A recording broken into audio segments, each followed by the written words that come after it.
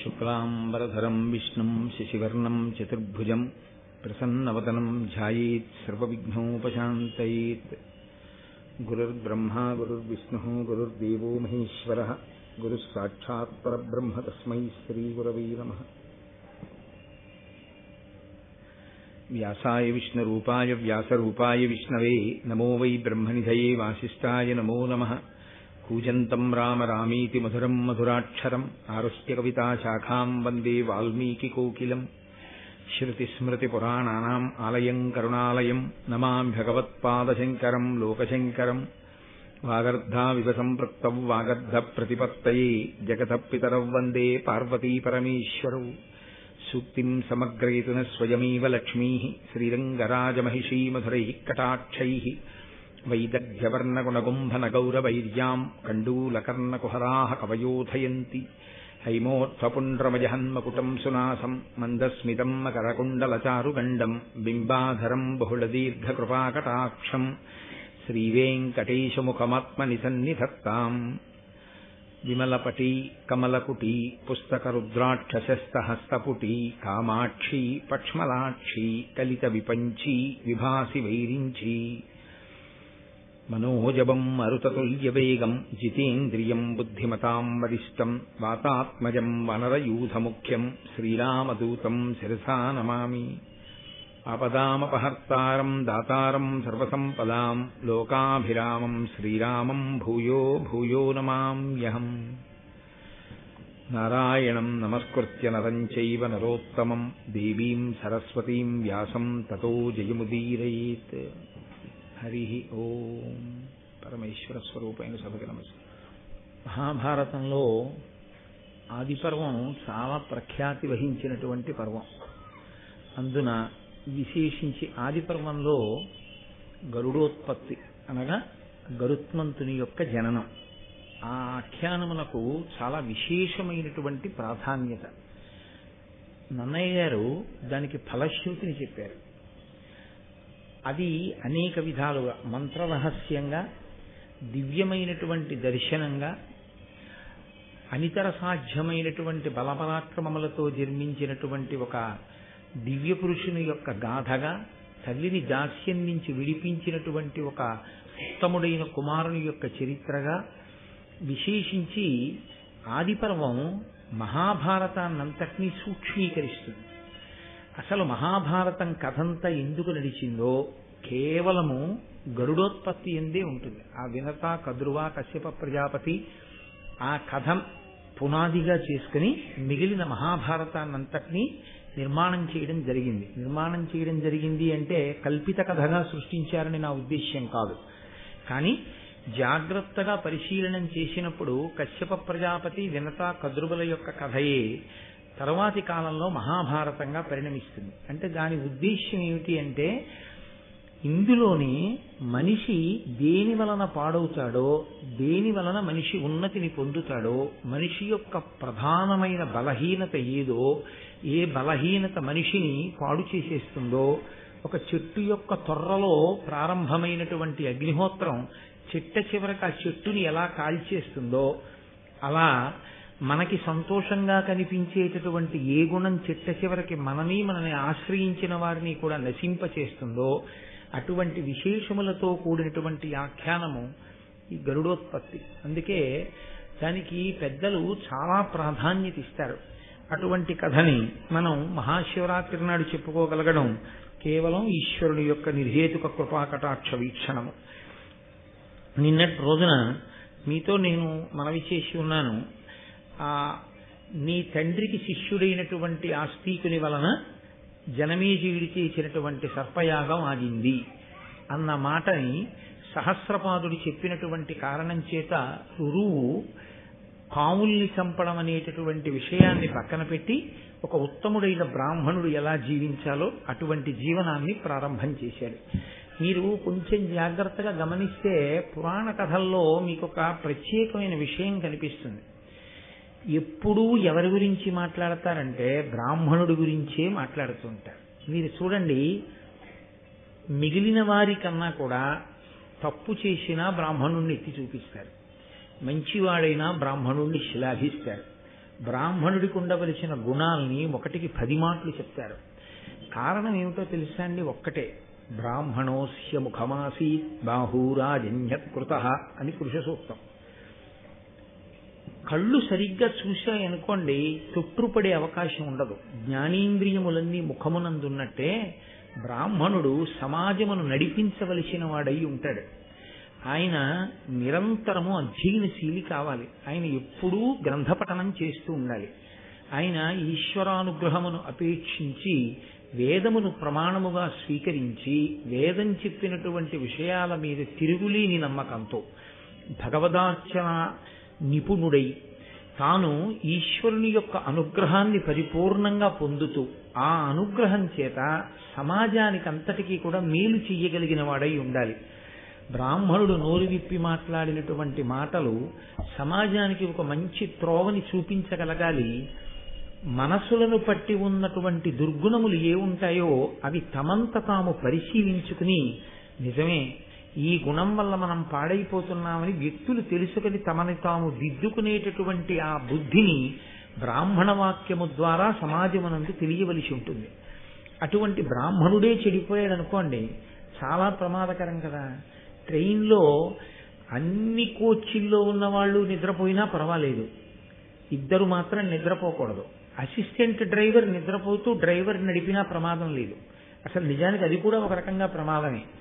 కానీ driver, assistant driver, guard ఈ ముగ్గురు నిద్రపోయారనుకోండి ఆ రైలుకి ఉపద్రవమే. మిగిలిన అన్ని కోచ్ల్లో వాళ్ళు ఎక్కేది నిద్రపోవడానికి. ఎందుకని అంటే వాళ్ళకు ఒక నమ్మకం, ఈ రైలు వెళ్ళిపోతుంది తిరుపతి అని. ఎందుకు వెళ్ళిపోతుంది రైలు తిరుపతి? ముందు ఇంజిన్లో ఉన్నటువంటి డ్రైవరు, అసిస్టెంట్ డ్రైవరు నిద్రపోకుండా పరాకుగా ఉంటారు. రైలు చివర ఉన్నటువంటి గార్డు నిద్రపోకుండా పరాకుగా ఉంటాడు. ఈ ముగ్గురు నిద్రపోకుండా ఉంటే నిద్రపోయిన వాళ్ళందరూ తాము చేరవలసిన గమ్యస్థానం చేరిపోతారు. మిగిలిన వాళ్ళందరూ తెలివిగా ఉండి ఈ ముగ్గురే నిద్రపోయారనుకోండి చాలా ప్రమాదకరమైనటువంటి స్థితికి వెళ్ళిపోతుంది. ఒక్కొక్క స్థాయిలో శాస్త్రము అలాగే విశ్వసిస్తుంది. ఒక్కొక్కరు అలా బ్రతకాలి అని కోరుతుంది, అలా మాట్లాడాలి అని కోరుతుంది. అలా శాస్త్రాధ్యయనం చేస్తూ ఉండాలి, మంచి మాటలు చెప్తూ ఉండాలి సమాజానికి అని వాళ్ళ మీద ఒక కర్తవ్యాన్ని శాస్త్రం ఉంచింది. అందుకే ఎప్పుడు ఎవరు పాడైతే శాస్త్రం వేలెత్తి చూపిస్తుంది అంటే బ్రాహ్మణుణ్ణే వేలెత్తి చూపిస్తుంది.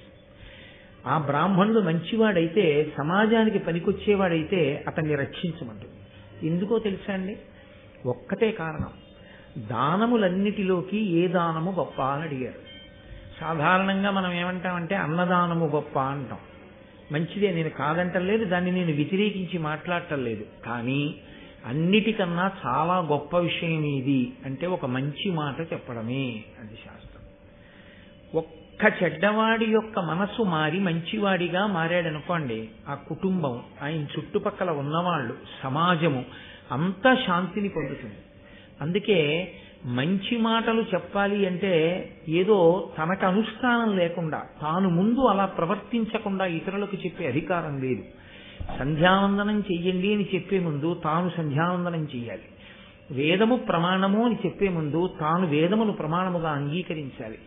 ఈశ్వరుణ్ణి నమ్మండి అని చెప్పే ముందు తాను ఈశ్వరుణ్ణి నమ్మినవాడై ఉండాలి.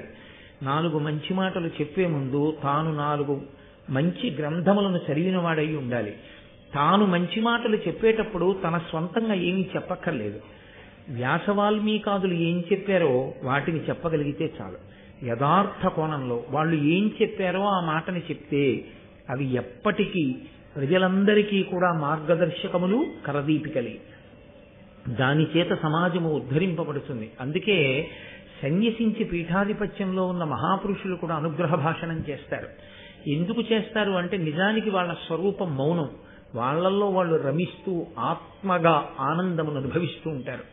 అటువంటి వ్యక్తులు దేని కొరకు మాట్లాడతారంటే, మేము మాట్లాడకపోతే సమాజానికి మార్గం ఎలా తెలుస్తుంది అని మాట్లాడతారు. అందుకే వారు మాట్లాడడము కూడా త్యాగమే అని అభివర్ణించింది శాస్త్రం. కాబట్టి గరుడోత్పత్తిని ప్రారంభం చేస్తూ నన్నయ్య గారు ఒక మాట చెప్తారు. కృతయుగంలో కశ్యప ప్రజాపతి అనేక మంది భార్యలతో ఉండేవాడయ్య. మళ్ళీ అదొక గమ్మత్తు. బ్రాహ్మణునకు 4 వర్ణముల వారిని భార్యలుగా స్వీకరించడానికి అధికారం ఉంది. అయితే దానికి కొన్ని ప్రత్యేకమైనటువంటి పరిస్థితులు ఉంటాయి. ఆయా పరిస్థితుల యందు మాత్రమే స్వీకరించాలి తప్ప అధికారం ఉంది కదా అని స్వీకరించకూడదు.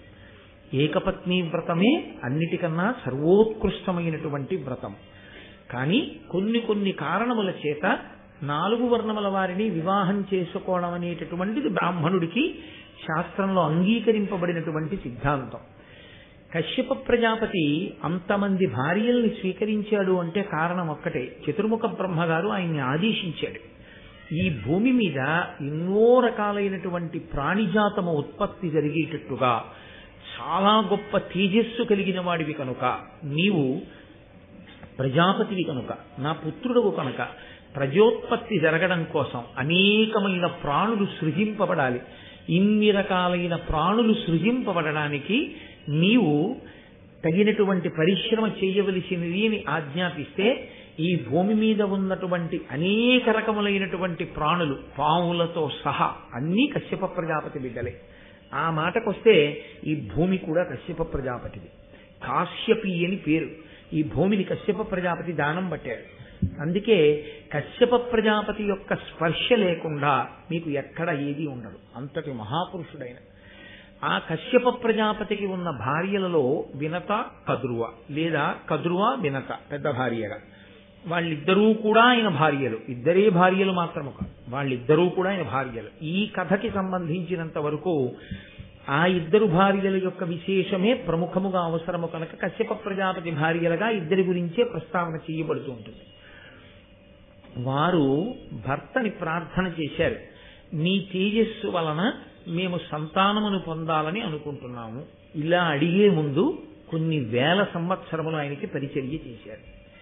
ఇది సనాతన ధర్మంలో ఒక గొప్ప విచిత్రమైనటువంటి విషయం. వివాహం చేసేటప్పుడు సంకల్పం ఏమని చెప్తారంటే ప్రజాపత్యర్థం అని చెప్తారు. అంటే ధర్మబద్ధమైన సంతానమును పొందుట కొరకు మాత్రమే వివాహం అనేటటువంటి ప్రక్రియ వచ్చింది.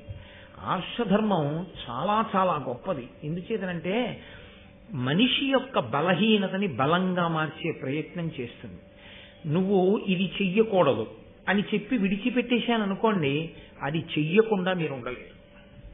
మీరు కొంచెం జాగ్రత్తగా ఆలోచించండి. శాస్త్రంలో చాలా కష్టమైంది ఏమిటంటే విహిత కర్మాచరణము తేలిక, నిషిద్ధ కర్మ పరిత్యాగము చాలా కష్టం. మీరు స్నానం చెయ్యండి అని నేను అన్నాను అనుకోండి, మీరు స్నానం చేయడం తేలిక. మీరు స్నానం చేసేటప్పుడు మాత్రం రావణాసురుణ్ణి జ్ఞాపకం తెచ్చుకోకండి అని నేను అన్నాను అనుకోండి, రావణాసురుణ్ణి జ్ఞాపకం తెచ్చుకోకుండా స్నానం చేయడం చాలా కష్టం. రావణుణ్ణి జ్ఞాపకం తెచ్చుకోవద్దన్నాడు, అదే గుర్తొస్తుంది.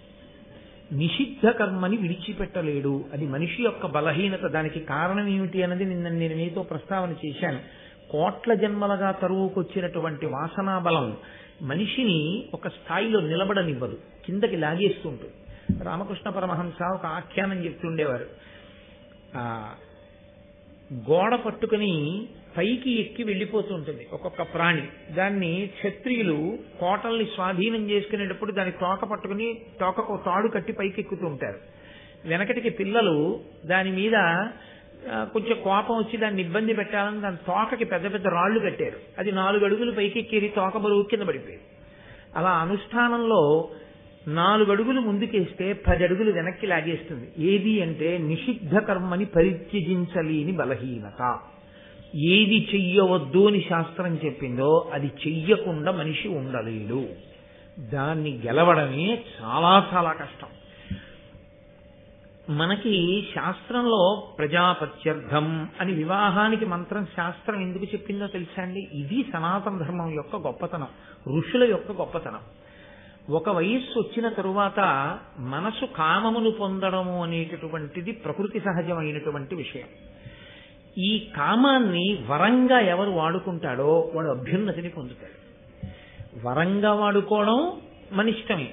దాన్ని విశృంఖలత్వం పొంది హీనోపాధుల్లోకి వెళ్ళిపోవడానికి మనం ప్రవర్తించేటటువంటి స్వేచ్ఛయే కారణమవుతుంది. ధర్మపత్ని అని కామాన్ని ధర్మంతో ముడేసేస్తారు. ముడివేసి స్త్రీని తీసుకొచ్చి పక్కన కూర్చోబెడతారు. ఇప్పుడు ఆమె యందు అనురక్తుడై ఉంటే ఏమి దోషం లేదు. ఆయన కామము ఆవిడ యందు మాత్రమే ఉంటే అది ధార్మిక కామము. ఈ ధార్మిక కామమునకు ఫలితము పుత్రుడనబడేటటువంటి అర్థము.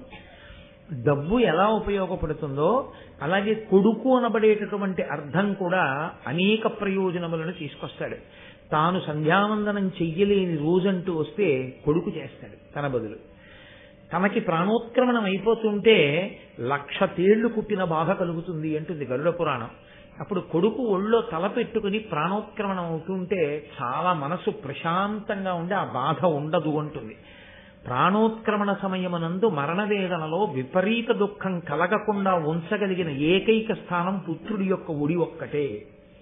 అందుకే ఐశ్వర్యములలోకెల్లా మహదైశ్వర్యం పుత్రగాత్ర పరిష్వంగమే. కొడుకుని కౌగిలించుకోగలగడం అంటే, కొడుకుని కౌగిలించుకోవడం అంటే దాని అర్థం ఏంటి? తండ్రి కొడుకు ఒక్క ఇంట్లో ఉండగలగడం. ఉంటే ప్రతిరోజు కొడుకుని చూడగలడు. ఎప్పుడు ప్రేమ కలిగితే అప్పుడు కొడుకుని ముట్టుకోగలడు. ఒక వయసు వచ్చిన తరువాత ప్రాణోత్క్రమణం ఎప్పుడవుతుందో ఎవరికి తెలుసు? అసలు చిన్నప్పుడే అవచ్చు, కనీసం వృద్ధాప్యంలో. అందుకని కొడుకుతో కలిసి ఉండు అంటుంది శాస్త్రం. కొడుకు ఊళ్ళో ప్రాణం వదలడం, కాశీలో ప్రాణం వదలడం. ప్రాణం వదిలిన తరువాత తండ్రి చేసుకున్నా చేసుకోకపోయినా పుణ్యాన్ని కొడుకు గయాశ్రాద్ధం పెడతాడు. గయ వెళ్ళి శ్రాద్ధం పెట్టినటువంటి కారణం చేత పునరావృత్తి రహిత శాశ్వత శివ సాయుధ్య స్థితిని ఆ తండ్రి పొందుతాడు. కాబట్టి ఇప్పుడు కామము ధర్మంతో ముడిపడితే కొడుకు అనబడేటటువంటి అర్థం వచ్చింది. డబ్బు ఒక్కటుంటే ఇల్లు కొనుక్కోవచ్చు, కారు కొనుక్కోవచ్చు, స్థలం కొనుక్కోవచ్చు, పొలం కొనుక్కోవచ్చు, బట్టలు కొనుక్కోవచ్చు, నగలు కొనుక్కోవచ్చు. కొడుకు ఒక్కడుంటే ఇన్నిటినీ ఇస్తాడు. కూతురు ఒక్కతుంటే కన్యాదాన ఫలిచెంతేట గట్టెక్కిస్తుంది.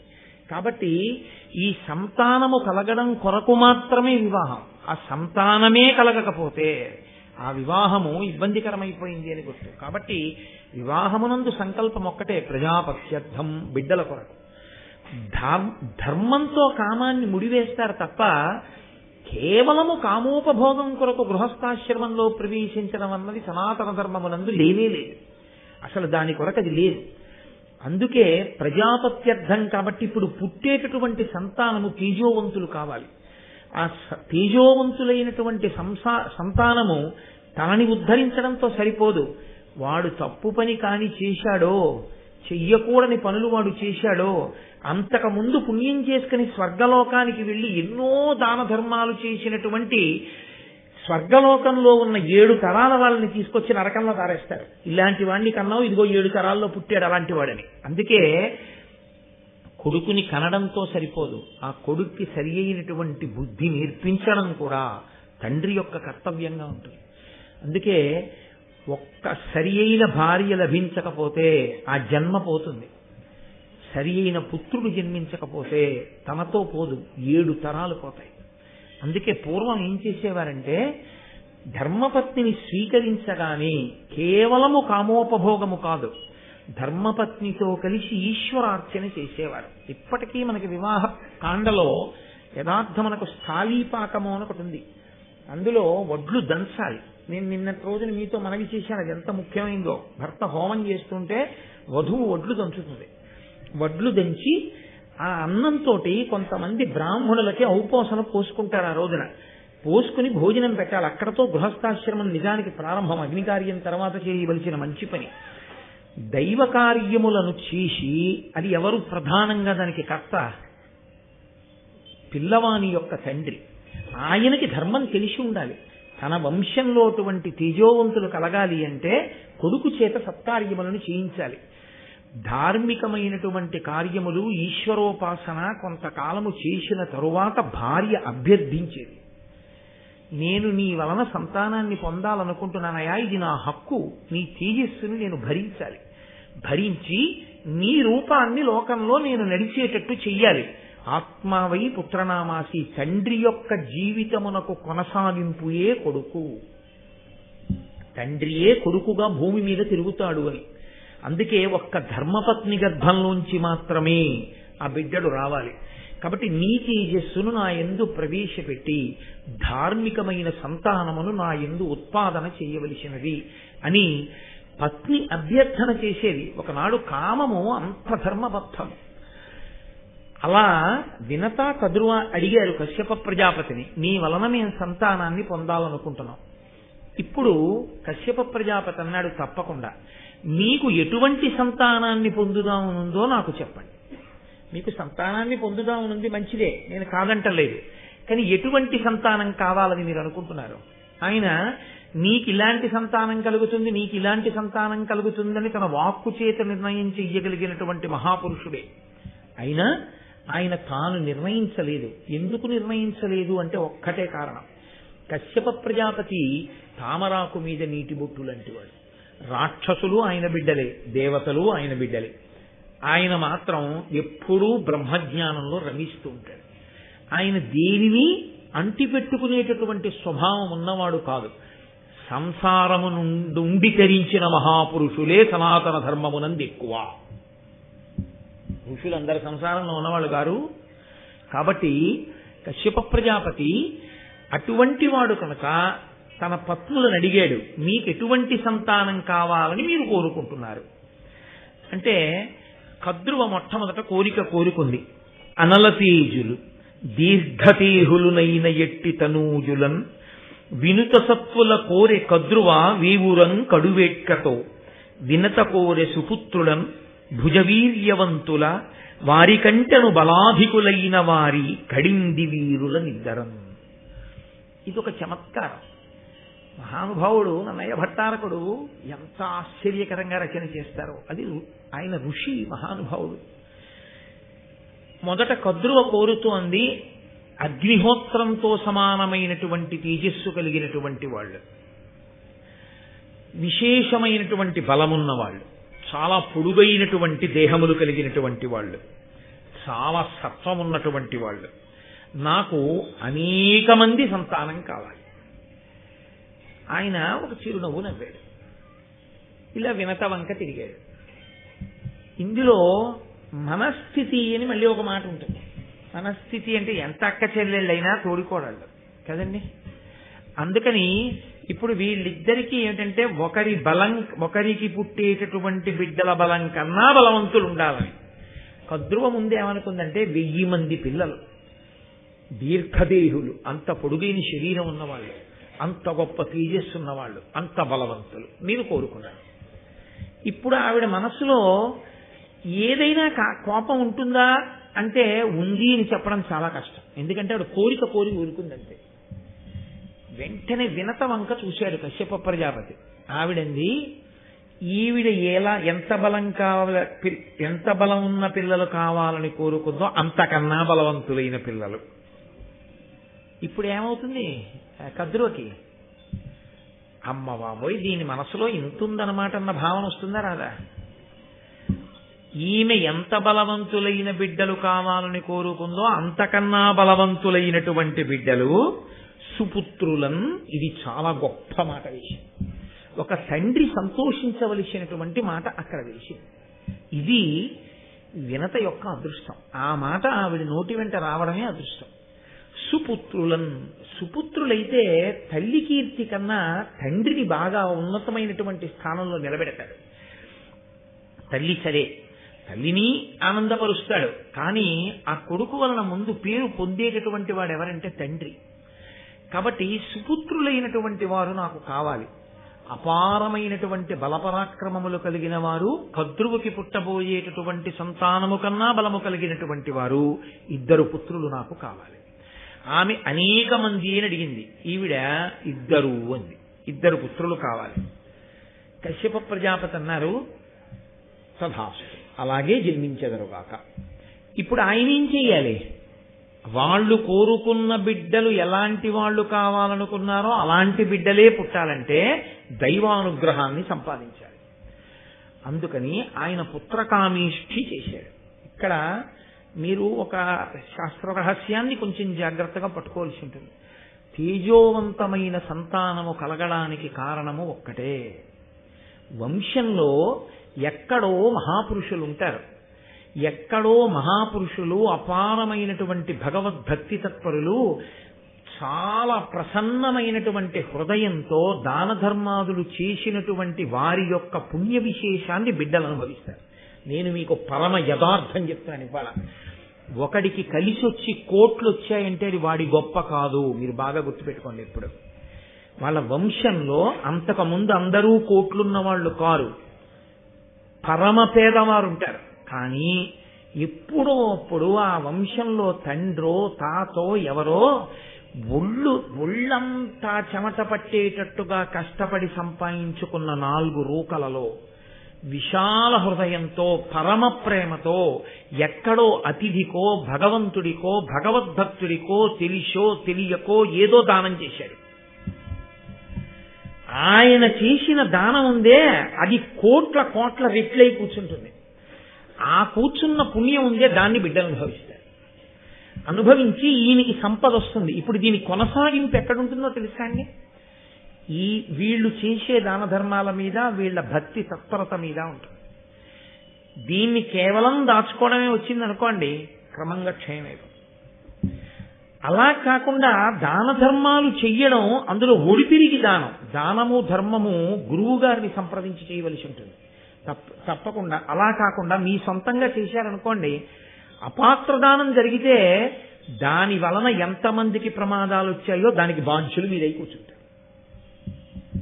ఎందుచేతనంటే చెయ్యకూడని దానం చేసేసారనుకోండి, దాని వలన అపాత్రుడు ఒకడు బలపడిపోయాడు అనుకోండి, అపాత్రుడు బలపడి సమాజానికి ప్రమాదం తెచ్చాడు అనుకోండి, దానికి కారణం మీరే అవుతారు. అందుకే విద్యార్థులకి ఉపకార వేతనాన్ని తమంత తాముగా చెల్లించి వృద్ధిలోకి రావాలి, విద్యార్థులని డబ్బు కట్టి స్కాలర్షిప్లు ఇచ్చేవాళ్ళు కూడా అలా డబ్బిచ్చే ముందు విద్యార్థులందరినీ కూర్చోపెట్టి పెద్దల్ని తీసుకొచ్చి వాళ్ళకి 4 మంచి మాటలు చెప్పించి ఇప్పిస్తే ఆ తర్వాత వాడు పాడైతే ఈయన మీదకి రాదా పాపం. లేకపోతే ఈ డబ్బుతో చదువుకుని వాడు కూలిపోయే బ్రిడ్జీలు కట్టేవాడు, మందులు కల్తీ రకం తయారు చేసేవాడు, లోకాన్ని పాడు చేసేవాడు తయారైతే అటువంటి విద్య గరపినటువంటి పాపం ఈయన ఖాతాలో కూడా పడుతుంది. ఈయన 4 మంచి మాటలు చెప్పించి సహృదయంతో ఇచ్చేశాడు అనుకోండి, ఈయన మీదకి రాదు. అందుకే దానము ధర్మము ఈ రెండిటి యందు గురువుని సంప్రదించండి అని చెప్తారు. కాబట్టి చేసేటటువంటి పని యందు చాలా జాగ్రత్తగా చెయ్యడము, మెళకువతో చెయ్యడము అనేటటువంటిది చాలా చాలా అవసరమై ఉంటుంది. నేను మీతో మనవి చేశాను, ఎక్కడో పెద్దలు చేసినటువంటి పుణ్య విశేషం చేత తేజోవంతుడైనటువంటి వాడు ఎక్కడో పరమ విద్యావంతుడు, గొప్ప ఐశ్వర్యవంతుడు, ఎవ్వరికీ కలిసినాడు వ్యాపారం ఈయనకి ఎలా కలిసి వచ్చిందండి? పక్కవాడు పాడైపోయాడా వ్యాపారం చేసి, ఈయన కోట్లు సంపాదించాడా? ఎలా కుదిరింది? ఇది ఈయన ప్రతిభ కాదు, ఈయన ముందున్న వాళ్ళు ఎక్కడో చేసినటువంటి పుణ్యం కాపాడింది. అందుకే బిడ్డలు బ్రతకడానికి, బిడ్డలు విద్యావంతులవడానికి, బిడ్డలు సంస్కారవంతులవడానికి, కీర్తివంతులవడానికి కూడా కారణం పెద్దలు చేసినటువంటి పుణ్యం అయి ఉంటుంది. కాబట్టి వాళ్ళు అడిగిన బిడ్డలను ఇవ్వడానికి ఈశ్వరుణ్ణి సేవించాడు, పుత్రకామేష్టి చేశాడు. అసలు నిజానికి మంచి బిడ్డలు కావాలి అనుకున్న వాళ్ళందరూ చెయ్యవలసింది కూడా ఈశ్వరారాధనమే. అందుకే మీరు నన్ను మన్నించగలిగితే నేను మీతో ఒక మాట మనవి చేస్తాను. హనీమూన్ అనేటటువంటి మాట సనాతన సంప్రదాయమునందు, సనాతన ధర్మమునందు లేదు. ఆ హేయమైనటువంటి విషయాలన్నీ ఎక్కడి నుంచి మనం దిగుమతి చేసుకున్నామంటే పాశ్చాత్య సంస్కృతిలోంచి తెచ్చుకున్నాం. కేవలము కామోపభోగము కొరకు వివాహం అవగానే పెద్దవాళ్ళు మాతో ఎందుకు అని పెద్దవాళ్ళని పక్కన పెట్టి పిల్లలు మాత్రమే కేవలము కామోపభోగము కొరకు ప్రదేశముల యందు తిరగడం కాకుండా చక్కగా క్షేత్రానికి వెళ్ళడం, తీర్థయాత్రకు వెళ్ళడం, ఈశ్వరుణ్ణి సేవించడం, భగవంతుణ్ణి భక్తితో ఆరాధన చెయ్యడం మీద ఎక్కువ దృష్టి పెట్టడం చేత వంశకరులైన కుమారులు జన్మిస్తారు తప్ప, సంతానము కలుగుతుంది తప్ప, కేవలముగా కామోపభోగము గొప్ప సంతానాన్ని, వంశకరులైన సంతానాన్ని తేలేదు. పుట్టలోని చెదలు పుట్టవా గిట్టవా? కోట్లున్న వాళ్ళు కోట్ల మంది ఉన్నారు. ఎవడికి కావాలి? ఎంత డబ్బుంటే ఎవడికి కావాలి? నీ పేరేమైనా తర్వాత గుర్తుంటుందా? నీ ముత్తాత గారి తండ్రి గారి పేరేమిటని అడగండి ఎవరినైనా, ఎవరికి జ్ఞాపకం ఉండదు. ఆయన మహాపురుషుడు అనుకోండి. ఆయనని మనవడు మునిమనవడు మరిచిపోదామన్నా సమాజం జ్ఞాపకం చేస్తుంది. ఆ ఇంటి పేరు చెప్పగానే ఫలానా ఆయన మీకేమైనా అవుతారేమిటో అని అడుగుతారు. అవునండి మా నాన్నగారు చెప్తుంటారు, మా ముత్తాత గారు. అయ్యో బాబు ఏం మహానుభావుడయా, ఏమి కీర్తి సంపాదించిన వాడయా అని ఎక్కడికి వెళ్ళినా పెద్దపీట వేస్తారు. ఆ తేజస్సు గొప్పది, ఈశ్వరారాధన గొప్పది, ధర్మంతో బతకడం గొప్పది తప్ప కేవలము ఐశ్వర్యం సంపాదించి వెళ్ళిపోయిన వాళ్ళ పేర్లు ఎంతమంది జ్ఞాపకం పెట్టుకున్నారు ఇవాళ. అదొక పిచ్చి అంతే, అది వెనక వచ్చేది కాదు.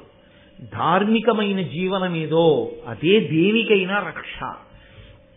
కనుకనే ఆయన పుత్రకామేష్టి చేశాడు.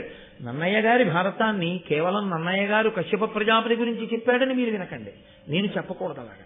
అది మనకందరికీ కూడా మార్గదర్శకము అని మనం నమ్మి చెప్పుకోవలసి ఉంటుంది, అందుకు వినవలసి ఉంటుంది.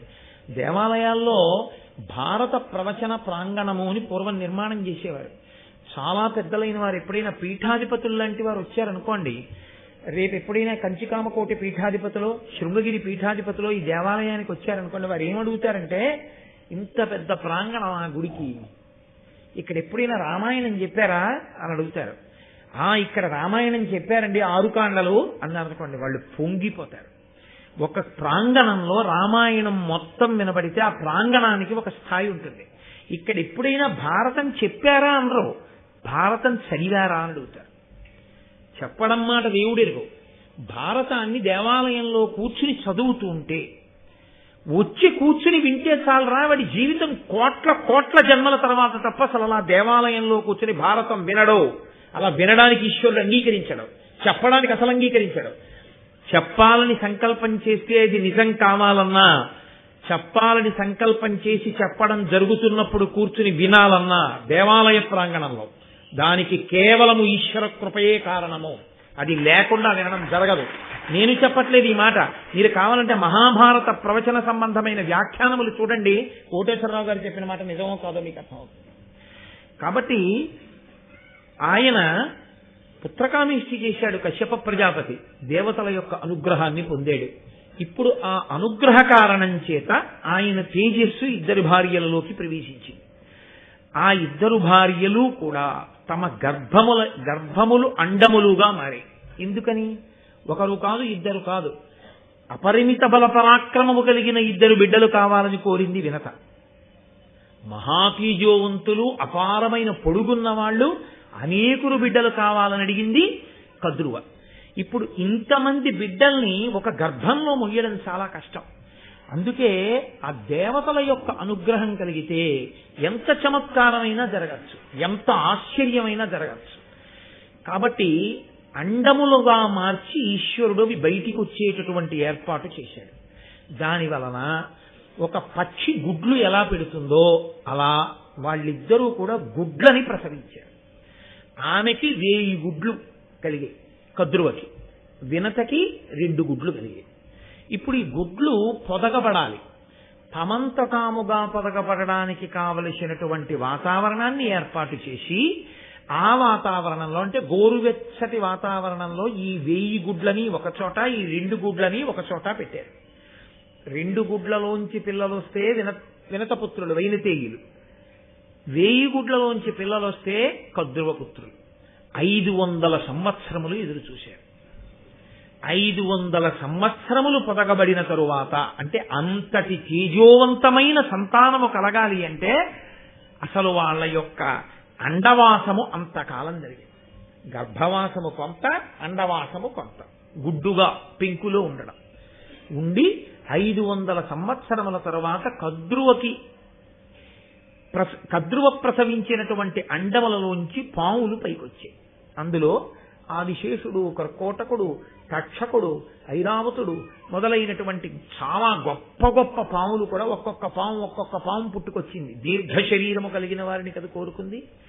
1000 పడగలతో భూమండలాన్నంతటి మోయగలిగినటువంటి ఆదిశేషుడి నుండి కర్కోటకుడి వరకు, తక్షకుడి వరకు, ఐరావతుడి వరకు 1000 మంది బిడ్డలు, 1000 పాములు ఆమెకి జన్మించాయి.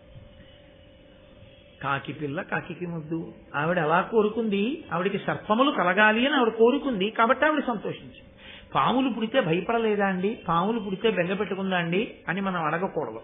మీకు నేను ఒక విషయాన్ని ఈ సందర్భంలో ప్రస్తావన చేయవలసి ఉంటుంది. యథార్థముగా జరిగిన సంఘటన ఒకటి మీకు చెప్తాను. ఒక ఆవిడికి నిజంగా పాము పుట్టింది ఒకప్పుడు. చంద్రశేఖర పరమాచార్య స్వామి వారు కంచికామకోటి పీఠాధిపత్యంలో ఉన్న రోజుల్లో ఈ సంఘటన గురించి ప్రస్తావన చేశారు ఆయన.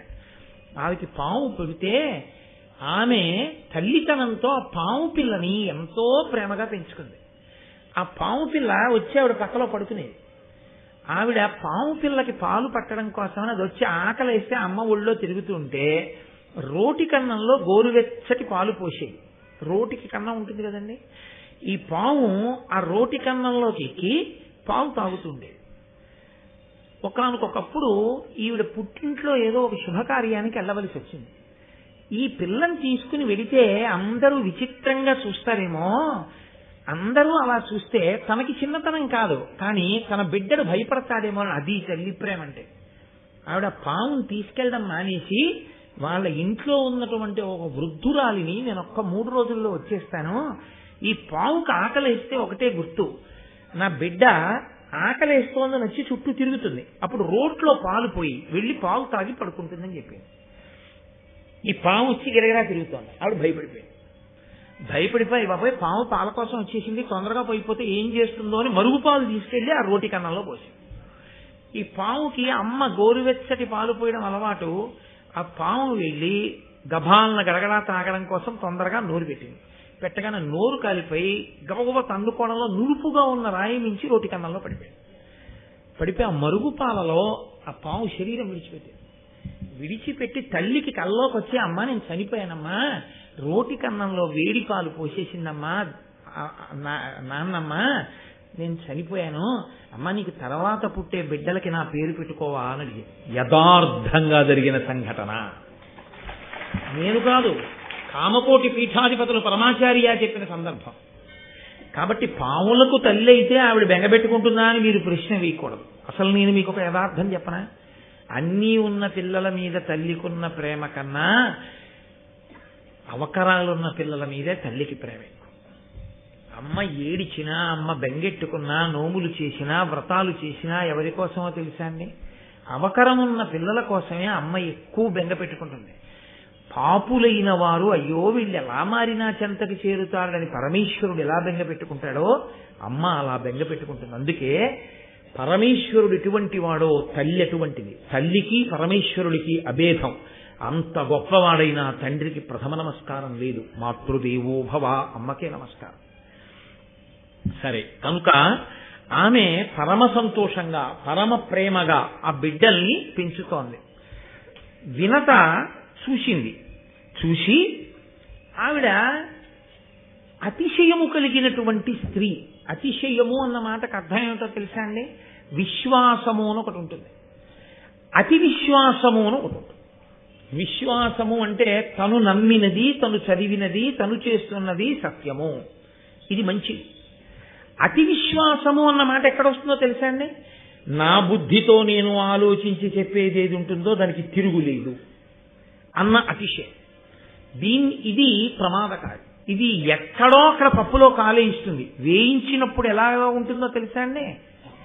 ఏదో చిన్న చితకాతో పోదు, పట్టిన అహంకారం అంతా వదిలిపోయేటట్టుగా జాడించేస్తుంది. సాకళ్ళు బండకేసి బట్టను కొడతారే అలా కొడుతుంది అతి విశ్వాసం. అతి విశ్వాసము వలన కాని పడ్డాడో గోతులో ఇక మళ్లీ లేవడంలో చాలా చాలా కష్టం ఉంటుంది. మీరు లోకంలో ఎప్పుడైనా చూడండి, అతి విశ్వాసము మంచిది కాదు. మీరు ఒక నిర్ణయం తీసుకుని మీరే చాలా నమ్మేస్తే అవతల వారు కూడా అలాగే ఉన్నారో లేదో మీకు తెలియకపోతే, నేను అనుకున్నవన్నీ సత్యాలే అని మీరు అనుకున్న నాడు, మీరు గోతులో పడిన నాడు మీకు మళ్ళీ పైకి లేచేటప్పుడు తెలుస్తుంది ఆ బాధ ఏమిటో. ఇదే వినతతో వచ్చిన సమస్య. అంతకు మించి ఆవిడిలో చెడ్డతనం ఏం లేదు, ఇదొక్కటే ఆవిడితో ఉన్న పెద్ద సమస్య. అందుకే నేను బాగా ఆలోచించగలను, అందుకే కద్రువ పిల్లల కన్నా బలవంతులు నాకుంటే చాలు. ఆవిడికి 1000 మంది ఉంటే నాకు 2 ఉంటే చాలు. ఒక్కడు అని అడగకూడదు కాబట్టి, ఒక కొడుకు శాస్త్రంలో కొడుకు కాడు కాబట్టి 2 కొడుకులే. కించిత్ అతిశయ భావంతో ఉంటుంది. చాలా మనస్తత్వ శాస్త్రాన్ని మాట్లాడుతుంది మహాభారతం. కాబట్టి 500 సంవత్సరముల నుంచి ఎదురు చూస్తోంది. అక్కడ పుట్టే పిల్లల కన్నా ముందు తన పిల్లలు పుడతారని ఒక ఆశ. ఎందుకంటే వీళ్ళు ఎక్కువ బలవంతులు కదా అని తొందరగా పొదగబడతారనుకుందో ఏమో ఆవిడ. 500 సంవత్సరముల తర్వాత అక్కడ 1000 మంది పుట్టేశారు. ఇక్కడ ఒక్క గుడ్డు పగలలేదు. ఆవిడికి సిగ్గు కలిగింది. అది విచిత్రం. నన్నయ్య గారి మాటని నన్నయ్య గారి మాటగానే మీరు పట్టుకోవాలి. మీ సొంతంగా మీరేమీ అన్వయాలు చేయకూడదు. నన్నయ్య గారు వాడిన మాట ఏమిటంటే లజ్జనుంది. ఆమె సిగ్గుపడి, సిగ్గు వలన దుఃఖం అనుకోండి. దేనికి సిగ్గు? ఆవిడికి పుట్టినటువంటి గుడ్లు 500 సంవత్సరాలకు పొదగబడి తన గుడ్లు ఇంకా పొదగబడకపోతే తనదా తప్పు? అదే ఆ బిడ్డలు జన్మించే విధానం కాదు కదా. అది ఒక చిత్ర విచిత్రమైన రీతిలో పుడుతున్న బిడ్డలు వాళ్ళు. కాబట్టి వాళ్ళకన్నా బలవంతులను అడిగింది కాబట్టి ఇంకొంచెం సమయం పట్టచ్చు, ఎదురు చూడాలి. కానీ ఆమె దేనికి సిగ్గుపడిపోయిందంటే అన్నిటిలో ఆమె కన్నా నేను ముందుంటాననుకుంది. తనకన్నా ముందు తల్లి. ఇక్కడ ఎక్కడో నా విశ్వాసం దెబ్బతింది. నేను ఇంత బాగా ఆలోచించలేకపోయాను. ఇది ఆవిడ సిగ్గుపడ్డానికి కారణం. ఇప్పుడు ఆవిడ సిగ్గులో దుఃఖం వచ్చింది. దేనికి దుఃఖమో తెలుసా అండి? పిల్లలు లేరని ఏడవడానికి ఏమందండి, గుడ్లు ఉన్నాయిగా, ఇవాళ కాకపోతే రేపు వస్తారుగా పిల్లలు కాదు. ఆవిడ ఎందుకు ఏడిచిందంటే నేను చాలా తెలివైందాన్ని అనుకున్న నా తెలివి తెల్లవారిందని ఏడిచింది.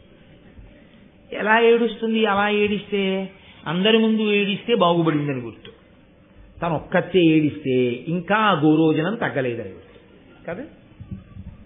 అందుకేడుస్తోంది. కానీ ఇంకా బయటికి వచ్చి నేను ఇంత తెలివైందాన్ని కాను అని అంటే కశ్యప ప్రజాపతిని చెప్పుండును, నీకెందుకు బెంగ, నీ గుడ్లోంచి కూడా పిల్లలు వస్తారు, కంగారు పడకని చెప్పాను. ఒక్కటి ఏడిచింది. అదో ప్రమాదం. అంటే తగినంత పరిణితి ఏర్పడని జీవితాలు ఎలా ఉంటాయో మీరు చూడండి. కాబట్టి ఇప్పుడు ఆమె ఏడిచి సిగ్గు పొంది ఎలాగైనా నేనే తెలివైందాన్ని అనిపించుకోవాలి కదా. కింద పడి కూడా భూమి మీద ఉన్నానంటే పోయే. అందుకని ఎలాగైనా సరే నేను తెలివైందాన్ని అనిపించుకోవాలన్న తాపత్రయంలో నేను తల్లినైపోయాను అనిపించేసుకోవాలని ఓ గుడ్డు పగలగొట్టింది. ఓ గుడ్డు పగలగొట్టేటప్పటికి అందులోంచి ఒక పక్షి పైకొచ్చేది. ఆయన అన్నాడు, దాన అపరార్థకాయ విహీనుడు పూర్వార్ధ తను సహితుడు అరుణుడనంగానుదయించే సుతుండు మహానీతియుతుండు తల్లి కప్రియమొసగన్. ఆయన పూర్వార్ధతను సహితుడు. నడుం దగ్గర నుంచి పైన ఉండవలసినటువంటి శరీరం ఉంది, ఈ క్రింద ఉండవలసినటువంటి అపరార్థకాయుని. ఆయనకి ఈ క్రింద ఉండవలసినటువంటి శరీరము లేదు, ఇక్కడ వరకే శరీరం ఉంది. మహాతేజోమూర్తి, గొప్ప సునిశిత బుద్ధిశాలి. అటువంటి వాడు పుడుతూనే పేరుతో పుట్టాడు, అరుణుడు. ఆయన పుట్టి అమ్మ వంక చూశాడు. అతి విశ్వాసం నీది, అతి విశ్వాసము వలన సిగ్గుపడింది నువ్వు, ఆ సిగ్గు వలన ఏడిచింది నువ్వు. కద్రువ ఎదురు చూసింది గుడ్లలోంచి పిల్లలు వచ్చే వరకు. ఎంతసేపు కద్రువ అడిగిన వాటిని దృష్టిలో పెట్టుకుని నీ తెలివి నిరూపించుకోవాలన్న అతిశయంతో ప్రవర్తించావు. ఈ అతిశయం పోవడానికి నేను పూర్తిగా తయారు కాకముందు గుడ్డు బ్రద్దలు కొట్టి ఇంత అంగవైకల్యంతో నేను పుట్టేటట్టు చేశావు కనుక, నేను ఇంత బాధపడవలసిన అవసరాన్ని నువ్వు ఏర్పాటు చేశావు కనుక 500 సంవత్సరముల పాటు కద్రువకు దాసివగుదువుగాక అని శపించాడు. ఎక్కడ పడిందో చూసారా గోతులో? ఇప్పుడు ఒక్కసారి బెంగొచ్చింది. ఏమిటి బెంగ? ఇన్నాళ్లు తాను చాలా తెలివైందాన్ని అనుకుని ఎవరి మీద తాను పెత్తనం చేశాననుకుందో ఆవిడికి భయపడవలసిన రోజు వచ్చింది కాదు. ఆవిడికి తాను సేవ చెయ్యవలసిన రోజు వచ్చింది. అన్నీ ఆవిడ్ని దృష్టిలో పెట్టుకుని ఈవిడ పని చేయవలసిన రోజు వచ్చింది. ఆవిడ ఎప్పుడు పిలుస్తుందో అందుకని మనం ఈ పని తొందరగా చేసేసుకోవాలి. మరి కద్రు పిలిస్తే వెనక వెళ్ళిపోవద్దు తొందరగాను, దాసి కాబట్టి. ఇప్పుడు ఏమవుతుంది? ఈ అతిశయం అంతా ఇలా లేనిపోని తెలివితేటలకెళ్ళే ఈ దాస్యం వచ్చిందని 500 సంవత్సరముల దాస్యం తర్వాత నీకు విరిగిపోతుంది ఈ అతిశయం. అనుగ్రహించాడు కొడుకు. అమ్మకి అతిశయం ఉండిపోతే ఇంకా ఎన్ని తప్పులు జరిగిపోతాయో, జరగకూడదు అని అన్నాడు. అమ్మా, తొందరపడి ఒక గుడ్డును పగలగొడితే పగలగొట్టావు, రెండో గుడ్డుని మాత్రం అలా పగలగొట్టకు. అందులోంచి మహాతేజోమూర్తి ఉద్భవిస్తాడు. ఆయన నిన్ను దాస్యం నుంచి విడుదల చేయిస్తాడు. ఆయన మాత్రం గుడ్డులోంచి వచ్చే వరకు నువ్వు అలాగే ఉండు అని మహానుభావుడైనటువంటి అరుణుడు సూర్య భగవానుడికి రథసారథిగా వెళ్ళిపోయాడు. పరమేశ్వరుని యొక్క శక్తి అంటే ఎలా ఉంటుందో తెలుసా అండి? ఆయన యొక్క సాధన సంపత్తులను వీటిని చూసినా మీకు విచిత్రంగానే ఉంటుంది. సూర్య భగవానుడే మహాతేజోమూర్తి, అగ్నిహోత్రం. అసలు ఆయన దగ్గరకి కూడా ఎవరు వెళ్ళరు.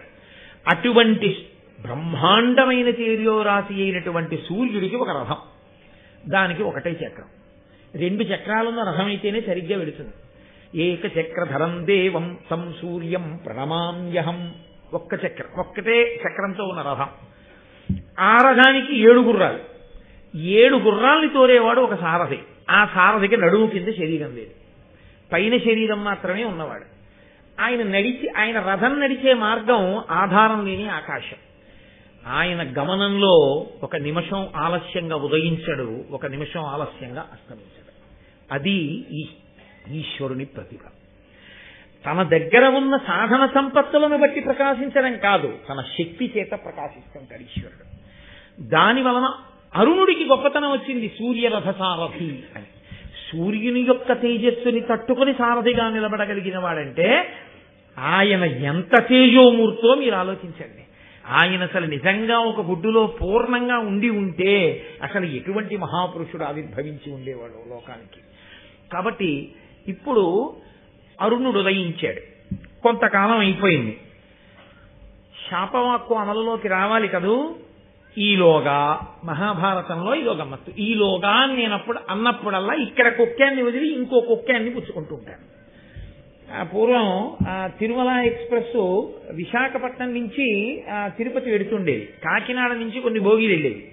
వెడితే సామర్లకోట వరకు వచ్చినటువంటి తిరుమల ఎక్స్ప్రెస్ ఇంజిన్ దాన్ని వదిలేసి అలా ముందుకెళ్ళిపోయి ఎస్కేప్ లైన్ మీదకి వచ్చి వెనక్కి వెళ్ళి మళ్ళీ సెకండ్ లైన్ మీదకి వచ్చి కాకినాడ నుంచి వచ్చినటువంటి బోగీల్ని కలుపుకుని మళ్ళీ అక్కడి నుంచి వెనక్కి తోసుకెళ్ళి మళ్ళీ ఇలా ముందుకొచ్చి తను విశాఖపట్నం నుంచి తెచ్చొచ్చిన భోగీల దగ్గరికి వచ్చి వాటిని కలుపుకుని అప్పుడు పట్టుకుని తిరుపతి. అలా మహాభారతంలో కథలు ఇక్కడ వదిలి మళ్ళీ ఎస్కేప్ లైన్ మీదకి వెళుతుంటాయి. వెళ్ళి మళ్ళీ అక్కడి నుంచి కొన్ని పెట్లు పట్టుకొచ్చి మళ్ళీ ఈ రైలుకు కలుపుకుని మళ్ళీ వెళుతుంటాయి. మీరు మాత్రం ఏ పెట్టని వదిలిపెట్టకూడదు. అన్ని పెట్ల తాలూకా కొక్కాలు మీకు పడుతూ ఉండాలి, జాగ్రత్తగా పట్టుకుంటూ ఉండాలి. అందుకని మహాభారతానికి నాగా పెట్టేస్తే కొన్ని అర్థం కదా. కాబట్టి ఇప్పుడు వీళ్ళిద్దరూ వినత కదురువ ఒకరోజు బయలుదేరి పాలసముద్రం దగ్గరికి వెళ్ళారు.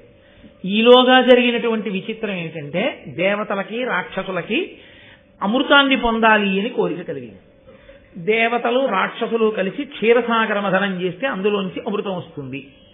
కాబట్టి ఇప్పుడు వాళ్ళు మందర పర్వతాన్ని తీసుకొచ్చి ఆ పాలసముద్రంలో చిలకడం కోసమని దింపారు. ఆ మందర పర్వతం పాలసముద్రంలో మునిగిపోకుండా ఉండడం కోసం శ్రీ మహావిష్ణువుని ప్రార్థన చేస్తే ఆయన ఆదికూర్మమై నిలబడితే ఆ తాబేటి డొప్ప మీద ఈ మందర పర్వతాన్ని పెట్టి వాసుకిని చుట్టి రాక్షసులు దేవతలు పట్టుకుని చిలికారు. చిలికితే ఈ మందర పర్వతం ఆయన వీపుని ఉరుసుకుంటే అప్పుడు ఆయన ఎప్పటి నుంచో వీపు కొద్దిగా దొరదగా ఉంది అనుకున్నట్ట తీరింది. అప్పుడు ఆయనకి చెయ్యి అంతది కదా, మరి 4 బాహువులైనా నిజంగా మహానుభావుడు ఆయన కాబట్టి భరించాడు. వాసుకిని పెట్టి తిప్పితే ఆ మందర పర్వతం యొక్క ఉరిపిడి చేత పాలసముద్రమంతా చిలకబడితే ఆ పాలవెల్లి లోపలకప్పటికప్పటికి మందరాగము తిరిగిన చప్పుడు నిండెన జాండము చెప్పెడిదేమని అదుని చెవులు చిందరగొని అన్నంటారు పోతన గారు భాగవతంలో. పెరుగు చిలికేటప్పుడు నిశ్శబ్దంగా ఏముండదు, చాలా పెద్ద చప్పుడు వస్తుంది, చర్ చస్ చర్ చస్ అని. అలవాటు లేని వాళ్ళు కానీ పట్టుకుంటే కుండ పగిలిపోతుంది. దాన్ని ఆ కవ్వం మధ్యలో ఉండేటట్టుగా పట్టుకుని చక్కగా కవ్వం నిలువుగానే ఉండేటట్టు ఈ చెయ్యిని ఇటు వదులుతూ ఈ చెయ్యిని ఇటు పెడుతూ అలా తిప్పాలి.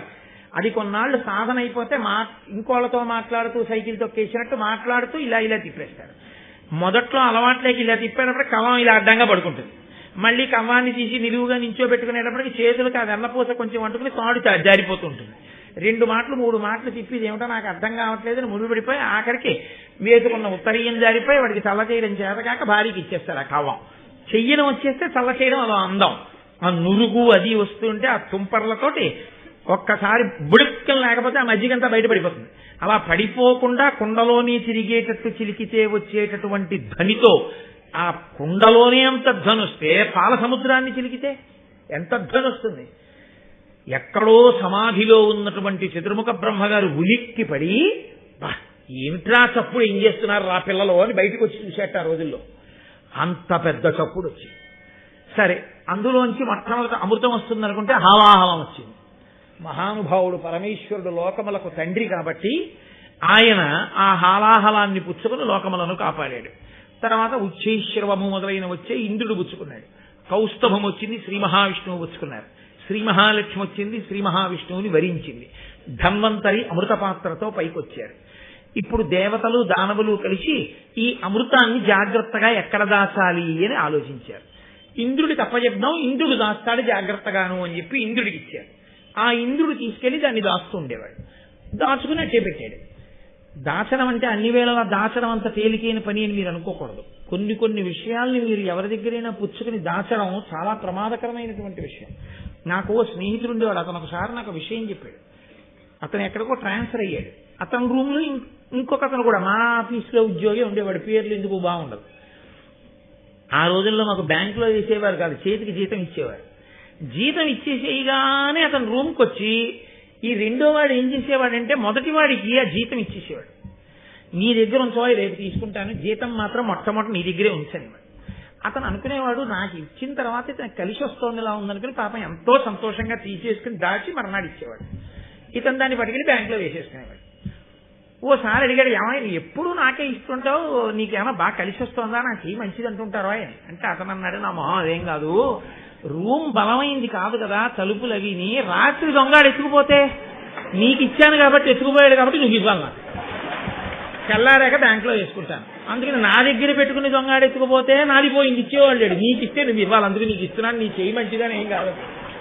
హరి నీ మొహం ఇచ్చా ఇంకెప్పుడు నేను ఉచ్చుకోను అన్నట్టు నాకు వచ్చి చెప్పాడు. ఒకసారి ఇలా అన్నారండి కోటేశ్వరారు, ఎంత విచిత్రం చూడండి వాడు గడుచుతాను. అందుకని అన్ని వేళలా దాచడం అంటే అంత తేలిక అని మీరు అనుకోకండి. దాచడము అనేటప్పటికీ 1000 కళ్ళతో దాన్ని కాసుకుంటూ ఉండాలి. అది తనొక్కడి సొత్తు కాదు. దేవతలందరూ పాలసముద్రం చిలికి తీసినటువంటి అమృతం. పైగా దాన్ని ఎవడో పట్టుకుపోతే ఆయన పట్టుపోయారండి అనడానికి ఏమి ఉండదు. అది ఎవడో తాగేశాడు అనుకోండి, గుట్టుకునే వాడికి తావు పుట్టుగా ఉండవు. అదిగో కొంచెం తాగినందుకే రాహువు కేతువు పుట్టి సూర్యచంద్రులు ఇద్దరిని గ్రహిస్తున్నారు గ్రహణ కాలంలో. అది అమాంతం తాక్కూడని వాళ్ళు తాగేశారనుకోండి, ఎన్ని ఇబ్బందులు వస్తాయి. అసలు చచ్చిపోతారంటేనే పాపాలకు అంతు జరిగి లేకుండా చేసేస్తున్నారు. ఇక చచ్చిపోడంటే వాడి పాపాలకు అంతు ఉంటుందా? కాబట్టి దాన్ని జాగ్రత్తగా అందకూడని వాడికి అందకుండా రక్షిస్తుండాలి. అంత తేలికైన విషయం ఏం కాదు. కాబట్టి ఇంద్రుడి దగ్గర అమృతం దాచారు అంటే ఇంద్రుడు చాలా సంతోషంగా దగ్గర పెట్టుకున్నాడు అని మీరు అనుకోకూడదు. పోనీ ప్రతిరోజు ఏదో ఓ గుక్కిడి తీసుకుంటున్నాం, ఏదో షుగర్ ఉన్నవాడు మెంతులు తిన్నట్టంటే అలా ఏం తాగేయడానికి ఉండదు, దాన్ని అలా దాచుకుని ఉంచడమే పాపం. కాబట్టి ఏదో ఇంద్రుడు తీసుకెళ్లాడు, దాచుకున్నాడు, జాగ్రత్తగా అట్టెపెట్టాడు. అలా చాలా కాలం అయిపోయిన తర్వాత ఈ క్షీరసాగర మథనంలో పుట్టినటువంటి ఉచ్చైశ్రవం అనేటటువంటి ఒక తెల్లటి గుర్రం, అదో విచిత్రం. మహాభారతంలో ఈ గుర్రాల కథలు చాలా వస్తాయి. విశ్వామిత్రుడిని ఓ శిష్యుడు అడిగాడు, నీకేం కావాలన్నాడు. నాకేం వద్దులేరా అన్నాడు. నీకేం కావాలన్నాడు. నాకేం వద్దన్నాడు. 10 మాటలు అడిగాడు శిష్యుడు, నాకేం వద్దన్నాడు. ఆయనకు ఒళ్ళు మండింది. ఒక్క చెవి మీద నల్లమచ్చున్నవి ఈ గుర్రాలకు రాదు. ఇక లోకాలని తిరిగాడు. ఒక చెవి మీద మచ్చున్నవి ఈ గుర్రాలు ఎక్కడ దొరుకుతాయి? సరే, అదొక పెద్ద కథ అనుకోండి. మళ్ళీని ఇప్పుడు మహాభారతంలో ఇతర పర్వాల్లో మీరు ఇందురు కానీ వాటి గురించి గురు శుశ్రూష అంటే ఎలా ఉంటుందో. కాబట్టి ఈ పాలసముద్రం ఒడ్డున మత్సలేని తెల్ల గుర్రం ఆ ఉచ్చైశ్రవం తిరుగుతోంది. తిరుగుతుండగా వినతా కదురువా విహారంగా అలా వచ్చారు. ఇప్పుడు కడుపులో మంట ఎవరికి బయలుదేరిందంటే కదురువకి బయలుదేరింది. ఎందుకు బయలుదేరిందంటే ఒక్కటే కారణం. నేను 1000 మంది పిల్లలు కావాలి అన్నాను, నా పిల్లల కన్నా బలవంతులు 2 కావాలి అంది. నాకు 500 సంవత్సరాలు పొదిగిన తరువాత అంత గొప్ప సర్పములు పుట్టాయి. అసలు ఇంకా పుట్టక ముందు గుడ్డు బద్దల పుడితే కింద శరీరం లేనివాడు పుడితేనే వాడు సూర్యుడికి రథసారం అయ్యాడు. అంతటి తేజస్సు ఎదురుగుండా కదండి పడుతుంది సూర్య తేజస్సు. అంత దూరంలో సూర్య భగవానుడు ఉండగానే దగ్గర కూడా ఎవరు వెళ్ళరు. అటువంటిది రథం మీద ఎదురుగుండా కూర్చుని రథం తోలుతున్నాడు అంటే ఎంతటి తేజోమూర్తి. ఇప్పుడు ఇంకొక 500 సంవత్సరముల తర్వాత పుట్టేటటువంటి కుమారుడు మరింత తేజోమూర్తి రాబోతున్నాడు. ఇప్పుడు ఈవిడ అలాంటి కోరిక కోరేసింది. 2 కొడుకులు ఇంతటి తేజోమూర్తుల ముందు నా కొడుకులు ఏం నిలబడతారు? దీనికి ఇన్ని తెలివితేటలరా, ఎంత గొప్ప కోరిక కోరిందిరా ఇది, ఎలాగైనా ఈవిడ్ని ఇబ్బంది పెట్టాలి అంటే అసూయ ప్రబలింది. ఎంత ప్రమాదకరమైన లక్షణమో అసూయ అన్నది మీకు మహాభారతం తీర్పు చెప్పబోతోంది. గాంధారి ఇదే, అక్కడే ప్రారంభమైంది భారతం. ఆవిడే అంతే, కడుపు బాదుకుంది. ఆ కడుపులో ఉండేటటువంటి బిడ్డలు గర్భస్రావం అయిపోయి బయటికి వచ్చేస్తే నీతి కుండల్లో పెట్టి పెంచితే 100 పుత్రులు కౌరవులు పుట్టారు. ఇక్కడ 1000 మంది బిడ్డలు గుడ్లలోంచి వచ్చారు. పునాదిగా పడుతోంది ఆది పర్వంలో గరుడోత్పత్తి. విశేషమైన అసూయ పొందింది. నేను మీతో నిన్న మనవి చేశాను, అసూయ యందు కోపము యందు వ్యూహరచన చేస్తే పాపము చాలా మిక్కుటముగా కట్టి కుడిపేటటువంటి ఆలోచనలే వస్తాయి. ఎందుకంటే విషపూరితం అయిపోయింది కనుక మనసంతా. ఆవిడ అప్పుడు బహుశः ఆలోచన చేసి ఉంది, ఎలా ఈ వినతని లొంగ తీసుకోవడం. ఎంత బలం ఉన్నదైనా నేను చెప్పిన మాట వినేటట్టుగా నా దగ్గర పడేసి ఉంచితే ఆ బలమంతా నా కోసం పనికొచ్చేదే, కానీ ఆ బలం సొంతానికి పనికి రాకుండా పోతుందిగా. అప్పుడేం చేస్తుంది? కాబట్టి ఎలాగైనా నేను ఈ వినతని నాకు దాసిని చేసుకోవాలి. ఇది ఆవిడ కడుపులో ఉంది ఎప్పటి నుంచో ఆలోచన. అదును కోసం ఎదురు చూస్తోంది. 2 పాలసముద్రం ఒడ్డుకి వెళ్ళారు. పాలసముద్రం ఒడ్డుకి వెళ్ళిన తర్వాత ఆ పాలసముద్రం చాలా గొప్పదైన స్థితిలో దాని కెరటములు, దాని తరగలు, అందులోంచి వచ్చేటటువంటి నురుగు, ఆ తుంపర్లు మంచి సంతోషంగా ఉంది. 2 విహరిస్తున్నారు. అక్కడ కద్రువ తెల్లటి గుర్రాన్ని చూసింది. ఆవిడికి తెలుసు అది ఉచ్చైశ్రవము, దానికి ఎక్కడా చిన్న నల్లమచ్చ కూడా ఉండదు, అది తెల్లటి గుర్రమని ఆవిడికి తెలుసు. ఆవిడికి ఇంకొక విషయం కూడా తెలుసు, వినతకి అతిశయం ఎక్కువ. తాను నమ్మినది, తాను అనుకున్నది తిరుగులేనిది అని అనుకుంటుంది. అనుకుని పప్పులో కాలేస్తుంది. ఈ బలహీనత నమ్మితే అలా ఇలా నమ్మదు, నా నమ్మకం అంత గొప్పదనుకుని నమ్మేస్తుంది. ఈ అతిశయాన్ని అడ్డు పెట్టే పడగొట్టాలి వినతని. కాబట్టి ఇప్పుడు కద్రువు ఏం చేసిందంటే, చెల్లి చూశావా, ఆ ఉచ్చైశ్రవాన్ని చూశావా, పౌర్ణమి నాడు ఉండేటటువంటి చంద్రబింబానికి నల్లమచ్చ ఎలా ఉంటుందో అంత తెల్ల గుర్రానికి తోక దగ్గరున్న నల్లమచ్చ చూశావా అంది. వినత పక్కున నవ్వి, అక్క ఏ కన్నులతో చూస్తున్నావే అంటే, మీరు చూడండి లోకంలో ఓ మాట ఉంటుంది, అతిశయం ఉన్నవాళ్ళు ఈ కళ్ళకి పొరలు గమ్మాయిట్రా, అయితే కళ్ళు పచ్చబడ్డాయా అంటారంటే అతిశయం అన్నమాట. తను చెప్పింది కదా, దోతల వాళ్ళకి అలా కనపట్టలేదు, పెద్ద మాట వాడేసి. ఏ కన్నులతో చూస్తున్నావే అక్క, అది మహాత్ముని యొక్క మచ్చలేని కీర్తి ఎలా ఉంటుందో అలా ఉందా తెల్లగుర్రం. కాబట్టి నువ్వు దానికి మచ్చ ఉందంటావేంటి? తెలుసు కద్రువకి ఈ అతిశయం దగ్గరే పడిపోతుంది వినత. ఈ అతిశయంతో అవతల వాళ్ళు చేస్తున్నటువంటి పన్నాగాన్ని గమనించలేదు.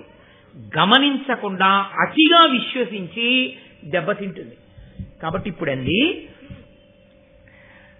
మహాశ్వంబు ధవళ దేహంబునందు నల్ల కలిగిన నీవిప్పుడు నాకు దాసివగము, మరి ఎందు నల్ల లేదయ్యనేని నీకు నే దాసినగుదు బనిదము సరువు.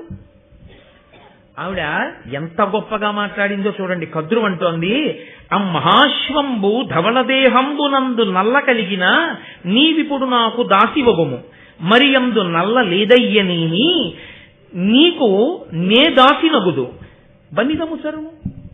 నిజంగా గుర్రం తోకకి కానీ నల్లగా ఉన్నదో కద్రువా, నువ్వు చెప్పిన మాట నిజం, అప్పుడు నేను నీకు 1000 ఏళ్ళు దాసీత్వం చేస్తాను, 500 సంవత్సరములు దాసీత్వం చేస్తాను. లేదా నీకు నేను దాసీత్వం చేస్తాను, 500 సంవత్సరములన్న నియమం కూడా లేదు, నేను నీకు దాసీత్వం చేస్తాను.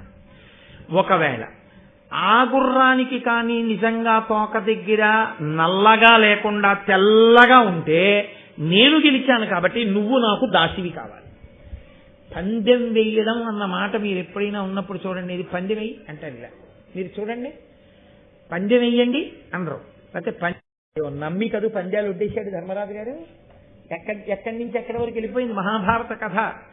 కాబట్టి ఇప్పుడు పందెం వేయి అంది అనగానే లొంగిపోయింది వినత. అలాగే నేను నీకు దాసినవుతాను, తప్పితే నువ్వు నాకు దాసివవు. నువ్వు చెప్పినట్టు గుర్రం తోక చివర నలుపు ఉన్నదో నేను నీకు దాసిని, తెల్లగా ఉన్నదో నువ్వు నాకు దాసి. ఏమిటి ఆవిడ ధైర్యం? గుర్రం తోక కాదు, గుర్రం అంతా తెల్లగా ఉంది. పద చూద్దాం, దగ్గరికి వెళ్దాం. కద్రువకి తెలియదా దగ్గరకెడితే తెల్లగా ఉంటుంది గుర్రం అని? ఆవిడ లోపల కుటిలమైన ఆలోచనతో ఉంది. వినతయందు అతిశయమున్నా స్వచ్ఛమైన హృదయంతో. ఆవిడలో కుట్రలు లేవు, కుతంత్రాలు లేవు, అసూయ లేదు. కాకపోతే అతిశయ భావన ఉంది. నేను తెలివైన దాన్ని అనుకుంటూ ఉంటుంది పాపం. ఎప్పుడు నేను మంచి నిర్ణయాలు చేసుకుంటాను అనుకుంటూ ఉంటుంది. అదే బలహీనతగా పట్టుకున్నది అవతల. కాబట్టి ఇప్పుడు కద్రువంది మళ్ళీ వినత ఇప్పుడే వెడదాం అనడానికి వీలు లేని మాట చెప్పి వెనక్కి తీసుకెళ్ళిపోవాలి. భర్తకి సేవ చెయ్యవలసిన సమయం ఆసన్నమైంది. ఎందుకంటే ఇప్పుడు ఆయన అగ్నికార్యం చేయడానికి ఇంటికి వస్తాడు స్నానం చేసి. మన ఇద్దరి కర్తవ్యం పత్నులుగా ఆయనకి కావలసినటువంటి మడినీళ్లు పెట్టడం, సమిధలు అందించడం, అగ్నిహోత్రాన్ని సిద్ధం చేయడం, అవి చేసి పెట్టాలి. మేమిద్దరం పందెం కట్టుకున్నాం, అందుకని గుర్రం తెల్లగా ఉందో నల్లగా ఉందో చూడడానికి వెళ్ళాం. నీ కర్మాన నువ్వు స్నానం చేసి మడి కట్టుకుని అగ్నిహోత్రం చేసుకోని అనకూడదుగా. మనం భర్తని అనువర్తించాలి. కాబట్టి మనం ఇంటికి వెళ్ళిపోదాం. రేపొద్దాం. ఎక్కడికి పోతుంది గుర్రం? ఇక్కడే తిరుగుతుంటుంది అంటే చెప్పాను కదూ, వినత తొందరగా పడిపోతుంది పాపం. ఆవిడంది అలాగే. రేపొద్దాం ఇంటికి వెళ్ళిపోయింది. ఒక రాత్రి సమయాన్ని ఎందుకు అట్టి పెట్టుకుందో తెలుసా అండి కద్రువ? కేవలము వినతని మోసం చెయ్యడం కోసమే పెట్టుకుంది. కాబట్టి ఇప్పుడు ఆవిడ తన బిడ్డలందరినీ సమావేశపరిచింది ఇంట్లో. ఆవిడ బిడ్డలందరూ పాములు. పాములన్నీ సాధారణంగా నల్లగానే ఉంటాయి. కాబట్టి పాములన్నిటినీ సమావేశపరిచింది. కొడుకుల వంక చూసి ఒక మాట అంది. కద్రువ కొడుకుల కడకేగి ఏను మిమ్మందర వేడెదనన్నలారా నా పంపు చేయుండు నన్ను రక్షింపుడు కామచారులకు దుష్కరము కలదే ఉల్ల తెల్లని తురగోత్తము వాలంబు నల్ల శశితిరేని నాకు దాసియగు మన వినత మీరట్లు చెయ్యని నాడు దానికి మరియేను దాసినగుదు జంట పన్నిదంబు నరచితి మిట్లుగా అనిన పాములెల్లా అనయ మిదియు దల్లి పనిచెనని అధర్మవు శయంగనగునే ఎరుకగలరె మగువలెందు. ఆవిడ పిల్లల్ని పిలిచింది.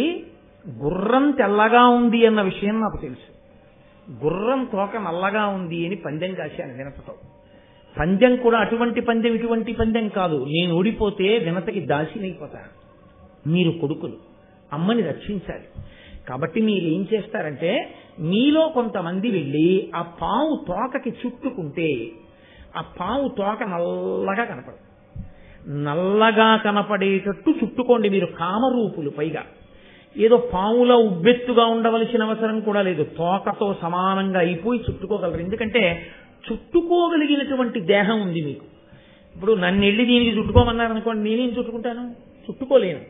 చుట్టుకోగలిగిన దేహం పాముది. అది చుట్టుకోగలదు ఇలాగా.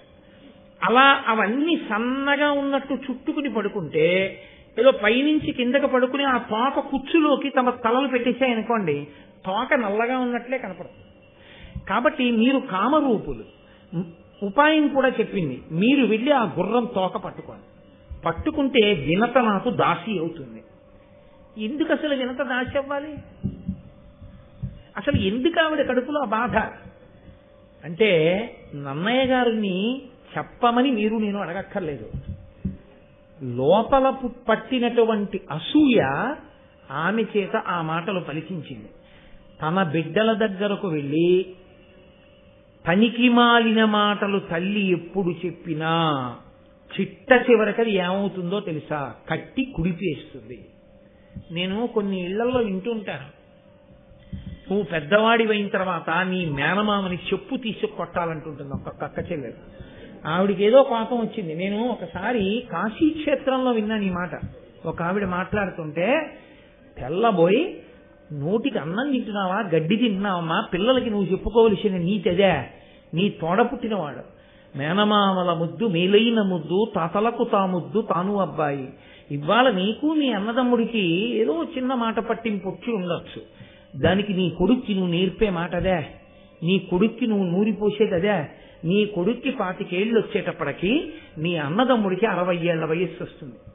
60 ఏళ్ల వయస్సు వచ్చేసి షష్ఠి పూర్తికి దగ్గర పడిపోయినటువంటి పెద్దవాణ్ణి మేనల్లుడు వెళ్ళి నిజంగా నువ్వు చేస్తున్న దుర్బోధలు వాడి మనసుకు పట్టి వాడు చెప్పుచ్చు కొడితే నీ వంశం కాలిపోతుంది. మేనమామ పూజనీయుడు, తప్పు చేసినా నాన్న మేనమామకి నమస్కారం పెట్టి వెళ్ళిపో, మామయ్య ఆశీర్వచనమే. ఒకవేళ మామయ్య ఏదైనా అన్నా నీకు ఆశీర్వచనం తప్పు, మేనమామల అనకూడదు. మేనమామయందు తప్పొప్పులు ఇంచే అధికారం నీకు లేదు, నువ్వెవరి ఆయన ఎందు ఎంచడానికి, తప్పలా చెప్పకూడదు అని చెప్పడం మానేసి తన అన్నదమ్ముడి మీద కోపం తన బిడ్డలకి నేర్పితే ఆఖరికి వచ్చేటప్పటికి జరిగేది ఏంటి? వాడికి మేనమామని కొట్టడం ఒకటే రావడం కాదు, మేనమామని కొట్టక ముందు చాలా మందిని కొట్టి ఈ తల్లి వెళ్లి బెయిల్ ఇచ్చి కొడుకుని జైల్లోంచి తెచ్చుకోవాల్సిన రోజు వస్తుంది. రాదు. నువ్వు నేర్పిన విషయం ఎక్కడికి పోతుంది? అందున మీకు నేను ఒక విషయం మనవి చేస్తున్నాను. మీరు గరుడోపాఖ్యానంలోనే ఒక గొప్ప ధర్మరహస్యాన్ని వింటారు. అమ్మ ఏం చేస్తుంటే పిల్లలు వెనక అది చేస్తారు. మీరు గమనించండి.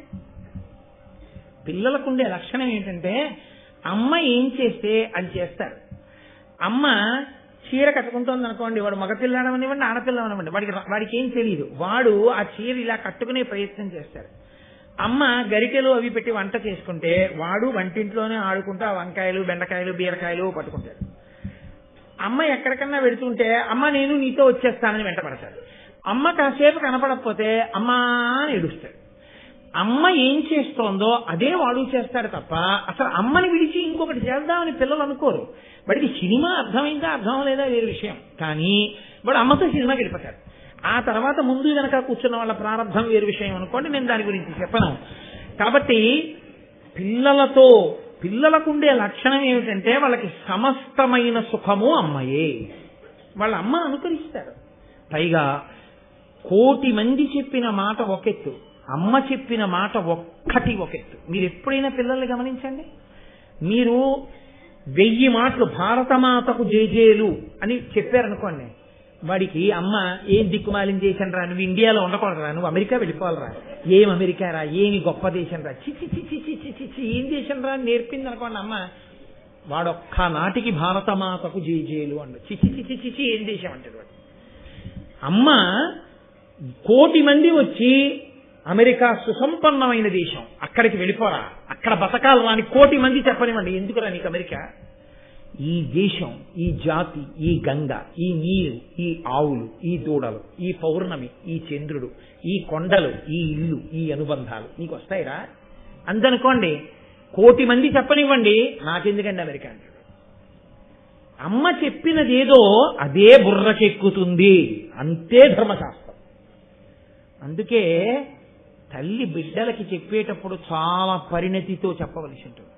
మీరు అందుకే లోకంలో చూడండి, నేను చెప్పే మాటలు పరమ యథార్థాలు మాట్లాడుతున్నాను, ఉబుసుపోని మాటలు నేను మాట్లాడటం లేదు. కొడుకు ఎంత సంతోషంగా ఉన్నా తల్లి గభాలన ఏడిచేసింది అనుకోండి, పిల్లాడి మనసు అతలాకుతలం అయిపోతుందండి, కదిలిపోతుందంటే పిల్లాడి మనసు. అమ్మ స్థానం అంత గొప్పది. అమ్మ ప్రత్యేకించి చిన్నతనంలో అమ్మ చెప్పిన మాటలు ఏమున్నాయో అవి హత్తుకుంటాయి. నేను మీకు ఒక సత్యం చెప్తున్నాను, తండ్రి మీద శత్రుత్వం కూడా పిల్లలకు వస్తుంది అమ్మ వేరుగా మాట్లాడితే. నీ నాన్న వల్ల నేను సుఖపడిందేముందిరా, నీ నాన్న వల్ల నేను సుఖపడిందేముందిరా అని అమ్మ 100 మాటలు అందనుకోండి, నాన్నగారు పనికి మాలిన వాడు అన్న భావన కూడా వస్తుంది పిల్లలకి. నేను పరమ యథార్థం చెప్తున్నాను మీకు. గరుడోపాఖ్యానంలో ఈ సత్యాలన్నింటినీ నన్నయ్య గారు ఆవిష్కరిస్తారు. అందుకే అందరికన్నా జాగ్రత్తగా మాట్లాడడం నేర్చుకోవలసింది ఎవరు అంటే తల్లి. తల్లి ఏది పిల్లలతో మాట్లాడుతుందో పిల్లలు అలాగే తయారవుతారు. కాబట్టే తల్లి పరిణతితో మాట్లాడాలి, చాలా జాగ్రత్తగా మాట్లాడాలి. కాబట్టి ఇప్పుడు అమ్మతో ఇలా మాట్లాడితే ఆ పిల్లలు అన్నారు, దేనికమ్మా, దేనికి పిన్నమ్మ నీకు దాసి కావాలి? కేవలం అసూయ తప్ప ఆవిడ దగ్గర జవాబేముంది? కాబట్టి ఆ పిల్లలు అన్నారు, తప్పురా, అమ్మ చెప్పిందని ఇంత అన్యాయమా? మనం వెళ్ళి పాము తోకకి చుట్టుకోవడం ఎందుకు? పిన్నమ్మ అమ్మకి దాసి కావడం ఏమిటి?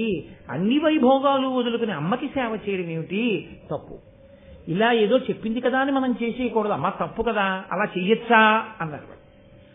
ఆవిడ ఆశలన్నీ ఎవరి మీద పెట్టుకుందంటే, కొడుకుకి ఏదైనా చెప్పినప్పుడు వాడు వెంటనే తిరిగి అమ్మకి ధర్మం చెప్తే అంతే, ఎక్కడ లేని కోపం వస్తుంది. ఆవిడ వెంటనే నేను మన్నింపబడగనుగాక.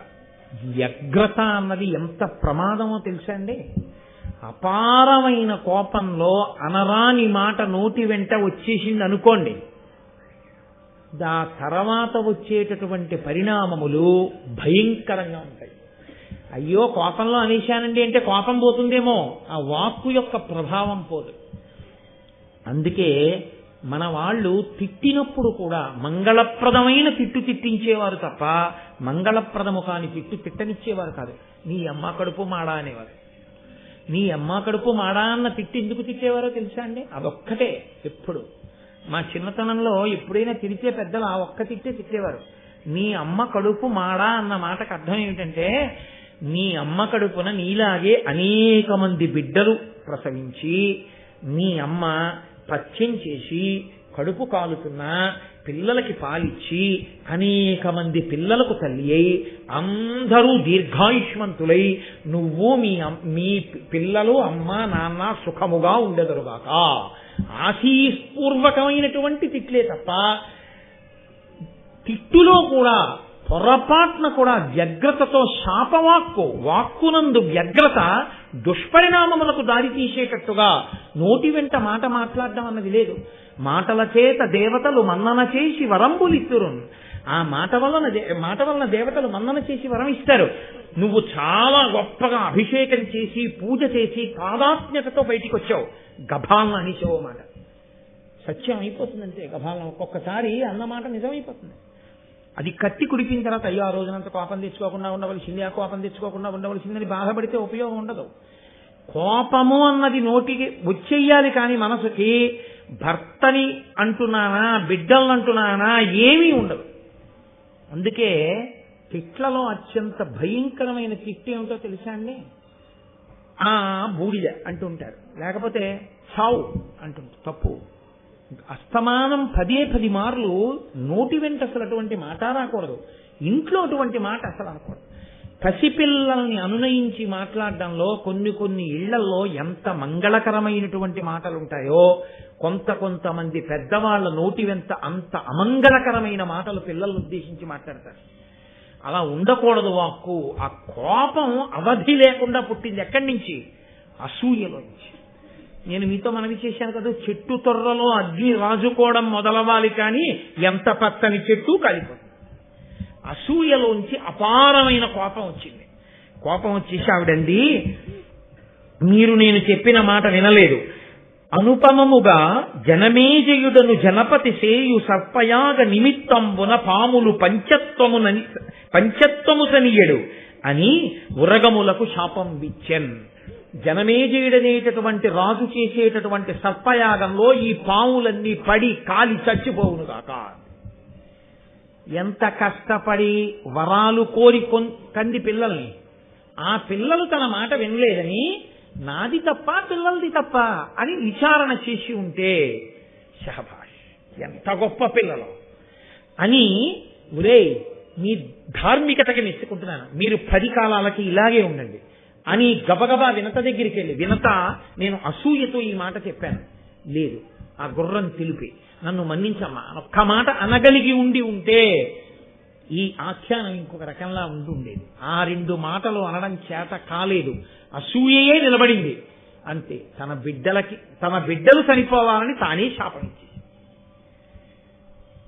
ఇదే గాంధారీ ధృతరాష్ట్రుల యందు ప్రవేశించినటువంటి అసూయ. పిల్లలకి ఇలాగే దుర్బుద్ధులు చెప్పి దుర్యోధన దుశ్శాసనాదుల్ని పెంచి పోషించి తన బిడ్డలు తన వంశం నశించేటట్టు ధృతరాష్ట్రుడు గాంధారీ చేసుకున్నారు. ఆది పర్వంలో మిగిలిన మహాభారతానికి పునాది అని నేను మీకు మనవి చేశాను. ఆ మహాభారతానికి ఇది పునాది అయితే మన కుటుంబాల యొక్క వృద్ధికి, మన కుటుంబాల యొక్క ఇంకొక స్థితికి కూడా మనలో ఉండకూడని ఏ గుణము మనం పరిశీలించవలసి ఉంటుందో, దేని వలన చెట్లు పచ్చగా ఉంటాయో, దేని వలన పచ్చని చెట్లు కాలిపోతాయో మనకి మహాభారతం నిర్దేశిస్తుంది. కాబట్టి అంత పెద్ద శాపవాక్యాన్ని విడిచిపెట్టేసింది. ఇంత పెద్ద శాపవాక్యాన్ని విడిచిపెడితే పాములన్నీ కలవరపడ్డాయి. అయ్యి బాబోయ్, ఇదేమిట్రా ఇంత పెద్ద వాక్యం విడిచిపెట్టేసింది అమ్మ శాపానికి కానీ మనం వశులం అయిపోయామా, చచ్చిపోతాం. కాబట్టి అమ్మ మాట విందామా, ధర్మానికి కట్టుబడదామా? బతకడం కోసం అమ్మ మాటే విందాం. నేను మీతో మనవి చేశాను కదూ, అమ్మ మాట ఎంత దూరమైనా తీసుకెడుతుంది. గాంధారి మాట ఎంత దూరమైనా తీసుకెళ్ళింది మహాభారతాన్ని. అందుకని కర్కోటకుడు మొదలైన పాములు వెళ్లి సన్నగా ఉండేటటువంటి తీగలలా ఆ ఉచ్చైశ్రవము యొక్క తోక నల్లగా ఉండేటట్టుగా చుట్టుకున్నాయి. మరునాడు వినతని తీసుకుని కదురువ ఆ ఉచ్చైశ్రవం ఉండేటటువంటి దగ్గరగా వెళ్ళి, అదిగో తోక నల్లగా ఉంది కాబట్టి నువ్వు ఓడిపోయావు అంటే వెర్రి వినత అంగీకరించిన ఉత్తర క్షణం నుంచి వినత కదురువకు దాసి అయిపోయింది. ఇక తాను సంతోషంగా ఉండడం అన్నది ఏమైనా ఉంటుందా? ఇహ లేదు. ఒకే ఒక్క అతి విశ్వాసముతో పందెమన్న మాట దాకా వెళ్ళిపోవడం. అయిన దానికి కాంజానికి పందాలు ఎందుకండి? అప్పటి నుంచి ఇప్పటి వరకు ఈ బెట్టింగులు జీవితాలని పాడు చేస్తూనే ఉన్నాయి కదా. ఇప్పటికీ ఎప్పటికీ కొంతమంది జీవితాలనే పాడు చేసేసాయి. ఎన్ని చోట్ల ఎంతంత స్థితికి వెళ్ళిపోయాయో. అందుకే మహాభారతాన్ని పిల్లలకి వినిపిస్తే పిల్లలు ఎలా బ్రతకాలో అర్థమవుతుంది. కానీ మన దురదృష్టం ఏమిటంటే మహాభారతాన్ని పిల్లలకి వినిపిస్తే వాళ్ళకి ఏదో మౌఢ్యం వచ్చేస్తుందని మనం నమ్మి మనం పిల్లలకి భారతం చెప్పలేము. పిల్లలకి ఎక్కడి నుంచి వస్తుంది సంస్కారం రమ్మంటే, ఎక్కడి నుంచి వస్తుంది పరిణితి రమ్మంటే? నన్నయ్య గారి భారతంలోంచి గట్టిగా ఓ 10 పద్యాలు ఏవి? అక్కర్లేనటువంటి పద్యాలన్నీ, పిచ్చి పిచ్చి పాఠాలన్నీ ఇవాళ పాఠ్యాంశాలుగా ఉన్నాయి. ఏవి పనికొచ్చే నీతులు ఎక్కడున్నాయి? సంస్కారము లేని చదువు ఎవరిని ఉద్ధరించడానికి పనికొస్తుంది కనుక. కాబట్టి ఇప్పుడు వినత కదురువకు దాసి అయిపోయింది. ఆ దాస్యం అలా నడుస్తోంది. అప్పటికి 500 సంవత్సరముల కాలం గడిచింది. హాయిగా కశ్యప ప్రజాపతి యొక్క పత్నిగా అంత సంతోషంగా ఉండవలసింది తొందరపడి అతి విశ్వాసంతో చేసిన పనికి అంత తేజోవంతుడైన కొడుకు శాపవాక్కు విడిచిపెట్టి అరుణుడు రథసారథిగా సూర్యభగవానుడి దగ్గరికి వెళ్ళిపోయాడు. ఇంకొక కొడుకు పుట్టలేదు, ఆ గుడ్డ అలాగే ఉంది. ఆమెకి 1000 మంది పిల్లలు. ఆ పిల్లలు పెరిగి పెద్దవాళ్ళు అవుతున్నారు. దాసి అంటే చేయవలసిందే ఉంటుంది. ఆ 1000 మంది పిల్లలకి స్నానం చేయించండి అనుకోండి, చాలదా? ఎవరికి స్నానం చేయించిందో తెలియదు, ఎవరో మళ్ళీ మట్టిలో పొల్లొచ్చారో తెలియదు, ఎవరికి పలహారం పెట్టిందో తెలియదు, ఎవరు తిని మళ్ళీ వచ్చేసాడో తెలియదు. 1000 మంది అటెండెన్స్ తీసుకోవడం అంటే మాటలండి. 6 పిల్లలకి స్నానం చేయించడానికి చిన్నతనంలో మా అమ్మగారు ఎంతో వ్యధపడేది. నాకు ఇప్పటికీ గుర్తు. మమ్మల్ని 6 పండగ వస్తే వరుస క్రమంలో నించోపెట్టి మా అన్నదమ్ముల్ని అక్క చెల్లెళ్ళని ఒళ్ళంతా నూనె పెట్టి ఒళ్ళంతా నలుగు పెట్టి చెమట పట్టేస్తుంటే పిచ్చి తల్లి అలాగే ఆ జుట్టు ముడేసుకుంటూ ఆ పమిట కొంగు బిగించుకుంటూ ఇంత గిన్నెలో ఆ నలుగంతా తీసి మా ఒళ్ళంతా పెట్టి ఆటలాడతారా మచ్చలు పడిపోతాయని, మచ్చలు పడకూడదని ఒళ్ళంతా నలుగు పెట్టి నూనె రాసి, మళ్ళీ 6వ వాడికి నలుగు పెట్టిన తర్వాత మొదటి వాడికి నూనె ఇంకుతుందని వాణ్ణి పిలిచి 6 ఆసనాలేసి కూర్చోబెట్టి తల మీద నూనె పెట్టి ఆశీర్వచనాలు చేసి మళ్ళీ ఒంగుని కుంకుడు పులుసు పోసి తల రుద్ది ఒళ్ళు రుద్దుతుంటే కంట్లో పడిపోయిందనేమో ఒకడు. మొదటివాడికి తలస్నానం చేయించి 6వ వాడికి స్నానం చేసి ఓ తువ్వాలు కట్టి వదిలిపెట్టేటప్పటికీ మొదటివాడు కాగులో నీళ్లు కాగుతున్నాయో లేదో బాగా చూస్తున్నానమ్మా అని బూడిద దగ్గరికి వెళ్ళి ఉప్పు నూదేవాడు. ఒళ్ళంతా బూడితో మళ్ళీ సిద్ధంవాడు, తల మీద బూడిస్తాడు. మళ్ళీ వాడికి తలస్నానం చేయించి ఆఖరికి నాకు ఇప్పటికి గుర్తు, అందరి స్నానాలు చేసేసిన తర్వాత మేము అందరం బొట్లు ఎట్టుకుని దేవుడి దగ్గరికి వెళ్ళి నమస్కారం పెట్టరండి అంటే 6 బొట్లు ఎట్టుకుని విభూతి ఎట్టుకుని నమస్కారం పెట్టుకొచ్చి నిలబడితే ఆవిడ నడుమిలా పట్టుకుని లేచి నిలబడి పిల్లల్ని చూసుకుని ఎంత మురిసిపోయేదో. పిచ్చి తల్లి, నా తల్లి కాదు మీ తల్లులైనా అంతే. అమ్మ అమ్మే, మహాశివరాత్రి నాడు అమ్మని స్మరించకపోతే ఎలా? అమ్మ కన్నా పరదైవం ఎక్కడుంది? కాబట్టి 1000 మంది పిల్లల్ని సాకడం అంటే మాటలా? అంత కష్టపడి సాకింది. ఎవరి కోసం? కద్రువ కోసం వినత. ఈవిడ బిడ్డలే ఒక రకంగా పినతల్లి కాబట్టి. కానీ తన బిడ్డడు ఎక్కడో ఉన్నాడు, ఈ బిడ్డడు గుడ్డులో ఉన్నాడు. వీళ్ళని ఈవిడ సాకుతోంది. 1 రోజా 2 రోజా? 500 సంవత్సరాలు. ఏ పాపానికి? కేవలము అతి విశ్వాసానికి కదండి. ఎంతంత ప్రమాదాలు తెస్తాయో, జీవితాల్ని ఎంత అతలాకుతలం చేస్తాయో మహాభారతం ప్రత్యక్ష సాక్ష్యంగా మాట్లాడుతుంది. కాబట్టి ఎక్కడి పరిధిలో అక్కడ ఉండి జాగ్రత్తలో ఉండు పరాకు నేర్పుతుంది మనకి. అతి విశ్వాసము అతిశయము మంచిది కాదు, పంద్యాల జోలికి వెళ్ళకూడదు. కనుక 500 సంవత్సరములు పూర్తయ్యాయి. ఆవిడ అదృష్టం పండింది.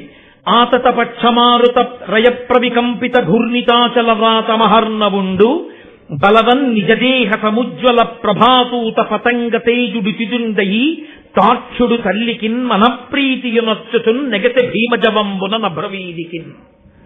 నన్నయ్య గారికి ఎంత సంతోషం కలిగిందో! అమ్మయ్య, వినత దాస్యం తీరిపోయిందనుకున్నారో ఏమో, ఆనందంతో నన్నయ్య గారి మనసు ఎలా ఎగిరిందో గరుత్మంతుని యొక్క జననం అలా జరిగింది. ఎంత గొప్ప పద్యం పడిపోయిందో ఆ ఆనందంలో. అటువంటి సమాసాలు పడిపోయాయి అంతే. ఆతత పక్షమారుతరయ ప్రవికంపిత ఘూర్ణితాచల వ్రాత మహర్ణవుండు బలవన్ నిజదేహ సముజ్వల ప్రభాతూత పతంగ తేజుడు చిజిందయి తార్క్ష్యుడు తల్లికిన్ మనప్రీతియునొచ్చుచున్ నెగతే భీమజవంబున నభ్రవీదికిన్. ఆయనట ఆతత పక్షమారుతరయ ప్రవికంపిత ఘూర్ణితాచల వ్రాత మహార్ణవుండు. ఆయన పుడుతూనే గుడ్డులోంచి పైకి ఎగరడానికి ఇలా రెక్కలు విప్పి అల్లార్చి పైకి ఎగిరితే ఆయన రెక్కలలోంచి వచ్చినటువంటి గాలికి కులపర్వతాలు లేచి ఎగిరిపోతాయేమో అనుకున్నారు. అంత పెద్ద జంఝామారుతాన్ని సృష్టించగలిగిన పెద్ద రెక్కలు అల్లార్చి ఒక్కసారి ఆకాశంలోకి ఎగిరి అలా ఎగిరితే ఆయన అలా ఎగరడం అంటే ఏదో కాకినాడ మీద కాదు, ఆయన శరీరానికి, ఆయన దేహానికి, ఆయన కాంతికి ఒక్కసారి భూమండలం అంతా అలా తిరిగాడు. తిరిగి ఎవరు మా అమ్మ అని చూసి మా తల్లి వినత, ఈవిడికి నేను నమస్కరించాలని ఆకాశంలోంచి గభాలన వచ్చి భూమి మీద వాలి నిలబడితే భూమి మీద ఉన్న ప్రాణులు, దేవతలు అందరూ ఇలా చూసి ఇదేమిరా సూర్యుడిలా ఎగురుతున్నాడేమనుకున్నారట. అంత గొప్ప తేజోమూర్తి మహానుభావుడు తల్లికిన్ మనప్రీతియునర్చుచున్ నెగతి భీమజవంబున నభ్రవీదికిన్. ఆ తల్లి వినత చూసి అబ్బా, ఇటువంటి జవం ఉన్నవాడు నా 2వ కొడుకు పుట్టేశాడు కాబట్టి ఇక పర్వాలేదు, నీకు 2వ కొడుకు పుట్టిన తర్వాత దాస్యం పోతుందన్నాడు. ఇంత గొప్ప కొడుకుకి తల్లి అయ్యాను, ఇన్ని కష్టాలు పడితే పడ్డాను గాని ఇంత గొప్ప కొడుకుకి తల్లినయ్యాను చాలు. ఎంత సంతోషపడిపోయిందో, మనప్రీతి పొందింది వినత అన్నారు. యథార్థం కూడా అంతే. వినతే కాదు, మీరు ఆ పరకాయ ప్రవేశం చేసి ఆలోచించండి, ఎవరుంటారండి దగ్గర? 9 నెలలు గర్భం పూర్తయిపోయిన తర్వాత నేడో రేపో ప్రసవం అవుతుంది అంటే అది ఏదో చిన్న వ్రణాన్ని కోయించుకోవడం అంత తేలిక విషయం కాదు. తాను ఉండొచ్చు, ఉండకపోవచ్చు. పుట్టినటువంటి బిడ్డడికి తల్లి ఉంటుందో ఉండదో తనకి పునర్జన్మతో సమానం. అటువంటప్పుడు తను తెలివితో ఉండి తనకి తాళి కట్టిన భర్త తండ్రవుతున్నాడన్న పరమ సంతోషంతో తాను మృత్యు సదృశమైనటువంటి బాధని అనుభవించడానికి సిద్ధపడి ప్రసవ వేదన పొందుతూ అన్ని నిప్పులలో కూడా నేను నా కడుపులో ఇన్నాళ్లు నివాసం చేసినటువంటి ఆ చిన్ని మొలకని చూసుకుంటానన్న సంతోషంతో ప్రసవ వేదన యందు స్పృహనే తప్పి నిత్తుటి గుడ్డైనటువంటి ఆ చంటి బిడ్డడు పక్కన పడుకుని కుయ్యోమని ఏడిస్తే తెలివి రాగానే కన్ను విప్పి చూసుకున్న ఆ తల్లి, అమ్మయ్యా నా బిడ్డ అన్నప్పుడు పొందేటటువంటి ఆనందంలో ఇన్ని సంవత్సరములు పడిన కష్టం ఆవిరైపోతుంది. ఆ అమ్మ సంతోషపడని నాడు కొడుకు జన్మెందుకండి? ఇంకా ఆ అమ్మ సంతోషపడితే చాలు, కొడుకు జన్మ సార్థకత. అమ్మని మించిన దైవం ఇహ లోకంలో లేదు. కాబట్టి ఆ తల్లి వినత ఎంత సంతోషించిందో లోకంలో ఏ తల్లి అయినా అంతే సంతోషిస్తుంది. అది తల్లికి మాత్రమే ఉన్నటువంటి అదృష్టం. తండ్రి కూడా బయట నిలబడతాడంతే. కంగ్రాచ్యులేషన్స్ అండి, మీరు ఫాదర్ అయ్యారు. అంటే ఫాదర్ అయ్యానంటే to whom? To a male baby or a female baby అని అడిగితే అప్పుడు మీకు మగ పిల్లవాడు పుట్టాడు, అదో పిచ్చి సంతోషం, ఏదో ధరించేస్తాడు. ఆడపిల్ల పుట్టింది, ప్రాజ్ఞుడైతే ఒక సంతోషం, కన్యాదానం చేస్తాడు, ఆదిలక్ష్మి పుట్టిందని. కాబట్టి పరమ సంతోషాన్ని పొంది వాడే ఉంది బయట కూల్ డ్రింకులో ఏవో ఇచ్చుకుంటాడు. కానీ ఈవిడ పిచ్చి తల్లికి ఎన్ని మెట్లంటే బిడ్డండి చూసుకుని ఒక సంతోషం, వాడిని తడిమి చూసుకుని ఒక సంతోషం, వాడి పుట్టుమచ్చలు చూసుకుని ఒక సంతోషం, వాడి జుత్తు నొక్కు నొక్కులుగా ఉంటే మా ఆయన జుత్తని సంతోషం, చేతులు పొడుగ్గా ఉంటే మా నాన్నగారి చేతులని సంతోషం, కళ్ళు అందంగా ఉంటే నా కళ్ళే వచ్చాయని సంతోషం, బుగ్గలు చూసి మా అమ్మ బుగ్గలని సంతోషం, వేళ్లు చూసుకుని మా అత్తగారి వేళ్ళని సంతోషం. ఇన్ని పోలికలు పోల్చుకుని ఇంత బాధ మర్చిపోయి అంత సంతోషపడిపోయి ఆ భర్త లోపలికి వచ్చి ఆ పిల్లాన్ని చూసుకుంటున్నప్పుడు భర్త కళ్ళల్లో మెరుపు చూసి తానెంత మురిసిపోతుందో. అందుకు కదండి అసలు ఆడదాని వల్ల రా నెలకో వర్షం, వాళ్ళ వల్ల రా నువ్వు బతుకుతున్నావు శాస్త్రం. పరమ యథార్థం. నిజంగా అటువంటి ఆడదాన్ని ఖేద పెట్టడం, అటువంటి ఆడదాని మీద పరిహాసం చేయడం ధర్మశాస్త్రంలో లేదు. మన ప్రారంభం కొద్దీ అక్కర్లేని పశ్చిమ దేశాల సంస్కృతిని దిగుమతి చేసుకుని ఇంత హేయమైన రీతిలో ఇవాళ మనం, సరే మిగిలిన విషయాలు నాకెందుకు కానీ పవిత్రమైన మాటలు చాలు. మహాశివరాత్రి పూట ఇతర ఇంకొక కోణం నాకెందుకు. కాబట్టి ఆ మహానుభావుట ఇంతటి తేజోవంతుడై మా నాన్నగారు ఎక్కడా అని అడగలేదు. ఆయన అంత వేగంగా ఆకాశంలో వెళ్ళిపోతుంటే దారుణ కల్పాంత మరుత్ప్రేరిత హవ్య వహ శిఖల పెళ్లిదియని బృందారకముని బృంద స్తుతి పోరన తానగ్ని సూక్తములతో నెసగన్. దేవతలు ఋషులు అందరూ అనుకున్నారట, ఓహో ప్రళయకాలం వచ్చేసిందిలా ఉంది, ప్రళయకాలంలో ఉండేటటువంటి అగ్నిహోత్రం వ్యాపిస్తోందన్నమాట అంతటా. అయ్య బాబోయ్ ఎంత తేజోవంతంగా ఉందోనని రక్ష చెయ్యి అని అగ్ని సూక్తములతో, అగ్నిహోత్రుడు వ్యాపిస్తున్నాడని అగ్ని సూక్తములతో ప్రార్థన చేశారట. తెలుగు భారతంలో లేదు కానీ అగ్నిహోత్రుడు కనపడి చెప్తాడు, నేను కాదయ్యా గరుత్మంతుడని మహాపురుషుడు ఆవిర్భవించాడు, సుపర్ణుడు, ఆయన రెక్కలతో ఎగురుతున్నాడు, ఆయన నేను కాదని చెప్తే అప్పుడు ఆయన్ని కీర్తించాడు. ఆయనకు అంత వేగంతో ఆకాశంలో తిరిగి నా తండ్రి ఎవరనలేదు, మాతృదేవో భవ, మొదటి నమస్కారం తల్లికే. ఆ తల్లి గౌరవం తెలుసున్న వాడికి లోకంలో అన్నిటికన్నా పోయిందని ఏడవలసిన రోజు ఏదైనా ఉంటే తల్లి పోయిన రోజు ఒకటి. నాకు లేదని ఏడవలసిన రోజు ఏదైనా ఉంటే నాకు తల్లి లేదని గుర్తు వచ్చినప్పుడు మాత్రమే, ఇంకా దేనికి ఏడవక్కర్లేదు. మళ్ళీ అలా ఏడవలసిన రోజు రాకూడదు పురుషుడి జీవితంలో. మళ్ళీ తల్లి స్థానంలో తల్లి స్థానంగా నిలబడి అనునయించగలిగిన ఏకైక వ్యక్తి పత్ని. ఆమె వెళ్లిపోయిన నాడిక పురుషుడంత దరిద్రుడు వేరొకడు లేడు. అందుకే అష్టదరిద్రాల్లో ఒకటిగా చెప్పారు. కాబట్టి ఆయన హరికులిషతి ఎరుగని గురుతర పక్షములతోటి కులగురివోలెన్ గరుడండు గగనగతి ఉరుతర జవమున నరుగు దించి తల్లికి బ్రొక్కెన్. ఇది నన్నయ్య గారు మన జాతికి నేర్పినటువంటి పాఠం. ఆయన ఎటువంటి వాడు? దేవేంద్రుడు విడిచిపెట్టినటువంటి వజ్రాయుధం పర్వతముల యొక్క రెక్కల్ని కోసేసింది ఒకప్పుడు. పూర్వం రామాయణం బాలకాండలో మీరు విన్నారు, ఆ సుందరకాండలో పర్వతాలన్నీ కూడా ఎగురుతూ వెళ్ళి ఎక్కడ పడితే అక్కడ దిగుతుండేవి. ఇక్కడ భారతం చెప్తున్నారు ఏంటంటే అవి కూడా వచ్చి దిగుతుండేవి. అవి వచ్చి దిగితే ఆ మోటార్ సైకిళ్ళు ఏమైపోవాలి, ఆ సైకిళ్ళు ఏమైపోవాలి, ఆ కార్లు ఏమైపోవాలి, ప్రజలు గగ్గోలు పెట్టేస్తున్నారని దేవేంద్రుడు ఏం చేశాడంటే పర్వతాల యొక్క పక్షములను రెక్కలన్నింటినీ తరిగేశాడు. తరిగేస్తే పర్వతాలు ఎగరకుండా ఎక్కడెక్కడో కూర్చుండిపోయి, దేవేంద్రుడి చేత సరగబడడానికి సాధ్యము కానంత శక్తివంతమైన రెక్కలు కలిగిన ఒక కుల పర్వతము ఉంది. అది ఎగిరితే ఆకాశంలో ఎలా ఉంటుందో అలా ఎగిరేస్త గరుత్మంతుడు. అంటే దాని అర్థం ఏంటి? దేవేంద్రుని యొక్క వజ్రాయుధం కూడా ఆయన రెక్కకి ఉన్న ఈకని కూడా ఏమీ చేయలేదు. అంతటి మహాబలవంతుడు పుట్టాడు. ఇంతటి బలవంతుడై ఆకాశంలో ఒక్కసారి అలా ఎగిరి కిందకి దిగి వచ్చి వెంటనే తన తల్లి వినతని చూసి అబ్బా మా అమ్మ అని పొంగిపోయి ఆ తల అమ్మ పాదాలకి తగిలేటట్టుగా ఉంచి నమస్కరించి అమ్మ వంక చూసి నమస్కరిస్తూ నిలబడ్డట. ఆ వినత పొంగిపోయింది చూసి, అబ్బా ఎటువంటి కొడుకు నా కొడుకు. చాలు, ఇవాళ అమృతప్రాయమైనటువంటి ఒక ఘట్టం గరుత్మంతుని యొక్క ఆవిర్భావాన్ని విన్నాం. నాకు కూడా కొంచెం ఇవాళ ఉపవాసం చేసి కాస్త ఓపిక తక్కువ ఉంటుంది కదా, అందుకని ఒక అరగంట ఉపన్యాసానికి మినహాయింపు ఇప్పించండి. రేపటి రోజు మళ్ళీ గరుత్మంతుడు బయలుదేరడం, అమృతాన్ని తీసుకురావడం, ఇవన్నీ అత్యద్భుతమైనటువంటి ఘట్టములు ఎదుర నడుస్తాయి. నేను వ్యక్తిగతంగా మీతో విజ్ఞాపన చేసేది ఒకటే, మీకు ఏమాత్రం అవకాశం ఉన్నా అమృతోత్పాదనము మాత్రము తప్పకుండా, అమృతాపహరణమును మాత్రం తప్పకుండా వినండి అందరు. ఎందుకని అంటే అది నేనేదో సరదా కోసమో లేకపోతే మీ అందరూ వస్తారనో నేను చెప్పట్లేదు. నాకు అసలు ఆ జనం పిచ్చేది.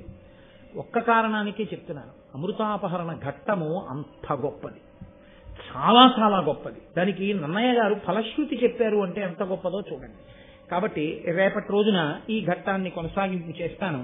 ఇప్పుడు నేను మంగళం చెప్పిన తర్వాత మీతో శివరాత్రి కార్యక్రమం గురించి మనవి చేస్తాను. దయచేసి మీరు అలాగే కూర్చుని ఉండండి. మంగళాశాసనపరై మదాచార్య పురోగమై సర్వైశ్చ పూర్వైరాచార్యై సత్కృతాయాస్తు మంగళం. మంగళం కోసలేంద్రాయ మహనీయ గుణాత్మనే చక్రవర్తి తనూజాయ సర్వభౌమాయ మంగళం. ఉమాకాంతాయ కాంతాయ కామితార్థప్రదాయినే శ్రీగిరీశాయ దేవాయ మలినాథాయ మంగళం. కరచరణకృతం వా కర్మవాక్కాయజం వా శ్రవణనైజం వా మానసం వాపరాధం విహితమవిహితం వా సర్వమేత్తక్షమస్వ శివ శివ కరుణాబ్ధే శ్రీ మహాదేవ శంభో. సర్వం శ్రీ ఉమామహేశ్వర బ్రహ్మార్పణమస్తు. స్వస్తి. ఈనాడు మహాశివరాత్రి, అత్యద్భుతమైన రోజు.